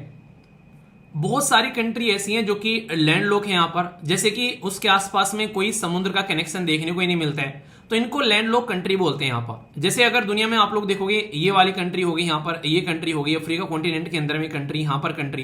तो जहां पर लैंड लॉक कंट्री होती है तो यहाँ पर चारों तरफ से वो लैंड से घिरी होती है, यहाँ पर पानी के साथ में उनका नॉर्मली ओशन के साथ में कनेक्शन देखने को नहीं मिलता है। तो यहाँ पर ये तो हो गया लैंड लॉक कंट्री। एक वर्ड यूज किया था double land lock country. Double land lock country किसको बोलते हैं, ऐसी कंट्री जो अपने आप तो लैंड लॉक है ही है, यहां पर एक तरीके से ये कंट्री अपने आप लैंड लॉक होगी, तो ये कंट्री अपने आप लैंड लॉक होगी, अपने आप लैंड लॉक होगी, अपने आप लैंड लॉक होगी, अपने आप लैंड लॉक होगी। अब इसके बीच में भी एक कंट्री आ गई, यानी कि ये वो कंट्री जो चारों तरफ से लैंड लॉक कंट्री से घिरी हुई है, यानी खुद भी लैंड लॉक हो गई और जो कंट्री उसको बॉर्डर टच करती है वो भी लैंड लॉक है। तो ऐसी कंट्री को डबल लैंड लॉक कंट्री आप लोग बोलते हैं। यहाँ पर दुनिया में ऐसे दो ही देश है यहाँ पर, एक का नाम है लिंचिस्ताइन और दूसरे का नाम है उज्बेकिस्तान। तो ये नाम आप लोग याद रखना, क्वेश्चन पूछ लिया जाता है। ये जो लैंड लॉक कंट्री है यहाँ पर, अभी यहाँ पर यूएन की 3rd कॉन्फ्रेंस देखने को मिली तुर्कमेनिस्तान के अंदर में, तो इसमें यहाँ पर कोशिश की जा रही है कि इनको कैसे सपोर्ट प्रोवाइड करें। तो यहाँ पर ड्राइविंग रेजिलियंस, डिजिटल और ग्रीन डेवलपमेंट इन जो लैंडलॉक जो डेवलपिंग कंट्री है इनको सपोर्ट प्रोवाइड कराने की कोशिश की जा रही है, क्योंकि इनका डायरेक्ट कोई सी के साथ में कनेक्शन नहीं होता है। तो 32 यूनाइटेड नेशन रिकॉग्नाइज ऐसी कंट्री देखने को मिलती है। तो इनको सपोर्ट करने के लिए आवाज प्रोग्राम एक्शन चलाया गया, एपीए 2025 से लेकर 2035 तक यहां पर ये प्रोग्राम आप लोगों को चलता हुआ नजर आ रहा है। साथ ही साथ में आवाज पॉलिटिकल डिक्लेरेशन आप लोगों को देखने को मिलते हैं, जिसमें कैसे हम लोग कनेक्टिविटी, ट्रेड या रेजिलियंस के बारे में बात करते हैं कि किस तरीके से मिलकर काम किया जा सकता है। डिजिटल यानी कि इसी के साथ में ट्रांसपोर्टेशन और इनमें भी कोऑपरेट करने की कोशिश की जाती है। तो ये वो देश है यहां पर। अगर सोच के देखो, जैसे नेपाल आप लोग देखने को मिलता है, तो नेपाल आज की डेट में घिरा हुआ है किससे? भारत से, एक साइड में चाइना से। तो भाई उसको समुद्र के साथ में कोई तो कनेक्शन मिलना चाहिए ना। तो ऐसे आप लोग यहां पर चीजों को ध्यान रख सकते हैं। तो यहां पर नेपाल भी हो गया, भूटान भी हो गए। तो ये बड़ा इंपॉर्टेंट रहता है, ओशन के थ्रू ही सारा आज के डेट में ट्रेड आप लोगों को देखने को मिलता है। तो यहां पर इसके लिए जो कॉन्फ्रेंस हुई, ये तुर्कमेनिस्तान में आप लोगों को देखने को मिली। तो ये पॉइंट आप लोग समझ सकते हैं, ठीक है। ये वाली जो न्यूज है, इसको वैसे अवार्ड की कैटेगरी में भी डाला जा सकता है, लेकिन क्योंकि इंटरनेशनल लेवल का इवेंट है यहां पर, तो उसकी कैटेगरी में यहां पर डाला गया। 18th international earth science olympiad देखने को मिला। तो यहां पर भारत का लुधियाना का एक बच्चा जिसका नाम था रियांश गुप्ता, उसने गोल्ड मेडल जीता। तो ये काफी इंपॉर्टेंट इनिशिएटिव आप लोगों को देखने को मिला, जो कि भारत का इंटरनेशनल लेवल पर नाम दर्ज कराता हुआ नजर आता है। तो 18वां संस्करण था यहां पर, ये आप लोगों को देखने को मिला। चाइना के अंदर में हम लोगों ने यहां पर ये मेडल जीते यहां पर। तो 13th इंटरनेशनल साइंस ओलंपियाड जो यहां पर आप लोग देखते हैं, तो यहां पर IESO यानी कि इंटरनेशनल अर्थ साइंस ओलंपियाड, ये one of the 13th international जो ओलंपियाड है उनमें से आप लोगों को एक देखने को मिलता है। तो 18th नंबर का था यहां पर ये, और ये अर्थ साइंस एजुकेशन अलग अलग फील्ड में नजर आते हैं। इंडिया ने 7 मेडल जीते, 1 स्पेशल अवार्ड देखने को मिला। तो गोल्ड मेडल आप लोग यहां पर जो हाथ लगा वो यहां पर रियांश का लगा, जो कि लुधियाना से है। बाकी और भी कई सारे बच्चे यहां पर पार्टिसिपेट किए। तो भारत के बच्चे जो हैं वो काफी चतुर बच्चे हैं आज के दिन में, आप लोग हल्के में नहीं ले सकते। तो ये अप्रिशिएट करने वाली बात है कि एजुकेशन लेवल जो है वो सही डायरेक्शन में लेकर चलते रहना चाहिए। इंडिया को इलेक्ट किया गया AIBD, एशियन, जो पर्टिकुलर इसके बारे में अगर फुल फॉर्म आप लोग देखोगे तो इसको बोलते हैं Asia Pacific institute for broadcasting. तो भारत को यहां पर इसके लिए इंक्लूड किया गया। ये यहां पर जो कॉन्फ्रेंस हुई, 23rd मीटिंग आप लोगों को देखने को मिली थाईलैंड के अंदर में यहां पर। और जो इंसान है इनका नाम है गौरव द्विवेदी, आप लोग यहां पर याद रखें ना। तो जो यहां पर इसका पार्टिसिपेट करने वाले हैं, तो Asia Pacific institute for broadcasting के लिए। तो मीडिया जो है लोगों के लिए होती है, तो media for the people, peace and prosperity, ये थीम थी यहां पर। तो ये इंपॉर्टेंट हो जाता है। देखो जब भी आप लोगों से क्वेश्चन पूछे जाते हैं, पास्ट में आप लोगों ने देखा होगा ब्रिक के ऊपर में, G7 के बारे में, या फिर अलग अलग ऑर्गेनाइजेशन से क्वेश्चन बनते हैं, अगर भारत इंक्लूड हो जाए तो और भी इंपॉर्टेंट हो जाता है। तो भारत को इलेक्ट किया गया एज ए चेयरमैन यहां पर, और 23rd ये मीटिंग थी यहां पर। और थीम भी आप लोगों की बता दी, आप लोग याद होगा ब्रिक की भी थीम पूछ ली गई थी एग्जाम के अंदर में आप लोगों से। तो इसलिए थीम के बारे में थोड़ा सा आप लोग कनेक्ट कर सकते हैं। तो इंटरेस्टिंग टॉपिक है आप लोगों के लिए। कुछ न्यूज डिफेंस की यहां पर इसके ऊपर भी नजर डालते हैं। कई बार डिफेंस से रिलेटेड भी आप लोग के क्वेश्चन बन जाते हैं इक्का दुक्का, या फिर आप लोग जब राइटिंग करते हैं डिफेंस से तो उसके बारे में भी आप लोग लिख सकते हैं। डोनाल्ड ट्रंप के द्वारा यहां पर एक प्रोजेक्ट अनाउंस किया गया था, जिसको बोला गया था गोल्डन डोम। जैसे नहीं आयरन डोम है यहां पर, तो यहां पर वो आयरन का बनाया गया, इसराइल ने इन्होंने गोल्ड का बना दिया। तो यहां पर ये मिसाइल डिफेंस शील्ड है यूएसए का, जो कि काफी फेमस 175 बिलियन का ये सिस्टम आप लोगों को देखने को मिला। तो आयरन डोम फॉर अमेरिका बोल सकते हैं, ये एक तरह गोल्डन डोम जो है अनाउंस किया गया, जो कि ग्राउंड स्पेस की लेयर क्रिएट करेगा होमलैंड सिक्योरिटी के लिए। कल को चलकर अगर अमेरिका पर कोई अटैक करे, यहां पर ये प्रोटेक्ट करेगा मेनलैंड, अलास्का और हवाई तक का। कोई अटैक करेगा तो उसको रोका जा सकता है। इसमें 4 लेयर्ड शील्ड देखने को मिलेगी, 1 space 3 land, based on third patriot और जो इनके दूसरे सिस्टम है उनको इंक्लूड कर। तो इसका कॉस्ट अच्छा खासा आने वाला है। तो आयरन डोम हो गया, थर्ड हो गया, या फिर S-400 हो गया। ये सिस्टम के आप लोग नाम याद रखिएगा, क्वेश्चन आप लोगों से पूछा जा सकता है। तो डोनाल्ड ट्रंप जो है वो अमेरिका को सेफ और सिक्योर बनाना चाहते हैं, जिसके लिए यहां पर ये काफी ज्यादा न्यूज में आ गया था। तो डायरेक्ट नाम एटलीस्ट आप लोग ध्यान रख सकते हैं इसके बारे में। अग्नि 5 मिसाइल काफी ज्यादा न्यूज में थी, भारत ने सक्सेसफुली टेस्ट फायर किया इसको, इसकी वजह से न्यूज में आ गई थी। अग्नि 5 काफी इंपॉर्टेंट मिसाइल है हमारी। सबसे बड़ी बात है यहां पर हमारे देश के अंदर में एक इनिशिएटिव है जिसको integrated guided missile development programme बोलते हैं। डीआरडीओ का प्रोग्राम है, doctor APJ Abdul Kalam sir ji की अध्यक्षता में इसको स्टार्ट किया गया था। ये जो मिसाइल है इसको इंटर कॉन्टिनेंटल बैलिस्टिक मिसाइल बोलते हैं, यानी कि एक कॉन्टिनेंट से दूसरे कॉन्टिनेंट पर, एक महाद्वीप से दूसरे महाद्वीप पर वार करने वाली मिसाइल। 5 से लेकर 5,500 तक इसकी रेंज आप लोगों को देखने को मिलती है। और यहां पर इसके बारे में अगर बात की जाए, सबसे इंपॉर्टेंट बात आप लोगों को देखने को मिलेगी कि न्यूक्लियर और कन्वेंशनल वॉर हेड ये लेकर जा सकती है, किसी को भी यहां पर डिस्ट्रॉय कर सकती है। ये जो पर्टिकुलर मिसाइल है अगर इसको यूज किया जाए तो रसिया, चाइना, इधर अफ्रीका, उधर यूरोप तक ये वार करने की क्षमता रखती है। हमारे पास में अग्नि 1, अग्नि 2, अग्नि 3, अग्नि 4, अग्नि 5 है यहाँ पर। अभी फिलहाल अग्नि 6 पर भी हमारे काम चल रहे हैं, तो हमारे जो जत्था है उसके अंदर में ये जो मिसाइल है ये हमारी मारक क्षमता बढ़ाती है और कल को चलकर एक डिटरेंस क्रिएट करती है अगर कोई हमारे बारे में कुछ उल्टी सीधी हरकतें करने की सोचता है तो। ठीक है, कई एक्सरसाइज होती हैं जो कि बाहर वाले देशों के साथ में होती हैं, कुछ एक्सरसाइज होती हैं जो भारत में ही अपने आप को चेक करने के लिए, जैसे आप लोग टेस्ट सीरीज लगाते हैं कि हम लोग कितना तैयार हैं। तो एक्सरसाइज यहाँ पर दिव्य दृष्टि, तो दिव्य दृष्टि जो है एक्सरसाइज यहाँ पर ज्वाइंट इंटेलिजेंस सर्विलेंस रिकॉग्निशन, ये एक्सरसाइज देखने को मिली इंडियन आर्म फोर्स की, जिसमें आर्मी, नेवी, एयरफोर्स मिलकर काम करेंगी इंटीग्रेट होकर। Drone, satellite, radar, AI base पर काम किया जाएगा। तो यहां पर ये कंडक्ट की गई इंडियन आर्मी मिलिट्री इंटेलिजेंस के द्वारा, ताकि कल को चलकर हम लोग मैरीटाइम, लैंड और एयर में अपने आप को प्रोटेक्ट कर सकें। ये मध्य प्रदेश के अंदर में ये आप लोगों को देखने को मिली। तो मल्टी एजेंसी कोऑर्डिनेशन आप लोगों को यहां पर नजर आया, यानी कि एक तरीके से हम लोग एक इंटेलिजेंट वॉरफेयर के लिए अपने आप को तैयार कर रहे हैं, इसलिए दिव्य दृष्टि बोला गया इसको यहां पर, यानी कि ऐसी दृष्टि क्रिएट करना ताकि दूर की चीजों को हम लोग देख सके। इंडिया और श्रीलंका के बीच में एक्सरसाइज देखने को मिलती है जिसको SLINEX, यानी कि SL Sri Lanka, IN India, ES exercise.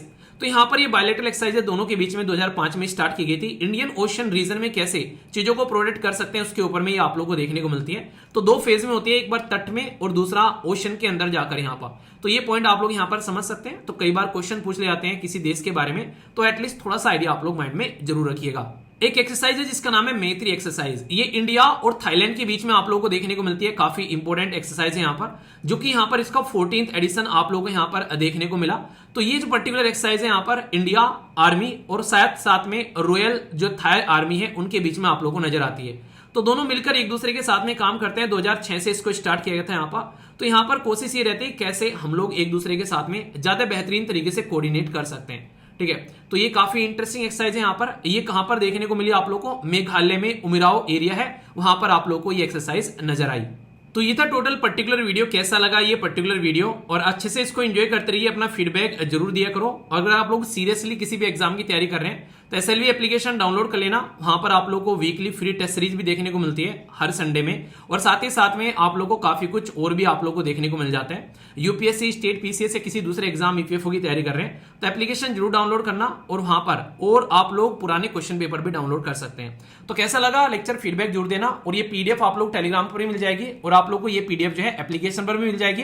तो जहां से भी सुटेबल लगे इस PDF को आप लोग डाउनलोड कर सकते हैं। टेलीग्राम है स्टडी लवर वीर के नाम से, और एप्लीकेशन भी इसी नाम से है। तो आसपास सफाई रखिए, पानी और पेड़ पौधों को सेव कीजिए, पॉलिथीन और प्लास्टिक बैग और बिल्कुल यूज नहीं करने हैं। कैसा लगा है लेक्चर कमेंट बॉक्स में जरूर बताना। आशा करता हूं आप लोगों ने अच्छे से एंजॉय किया होगा। तो नेक्स्ट सेशन में मिलता हूं, तब तक अपना ध्यान रखिए। बड़ों को नमस्ते, छोटों को प्यार, छोटी सी लाइफ एंजॉय करार। मिलता हूं नेक्स्ट सेशन में, तब तक के लिए जय हिंद। मौज लो, रोज लो, नहीं मिले तो खोज लो, लाइफ को एंजॉय करो और आगे बढ़ते रहो। Love you all, take care, जय हिंद।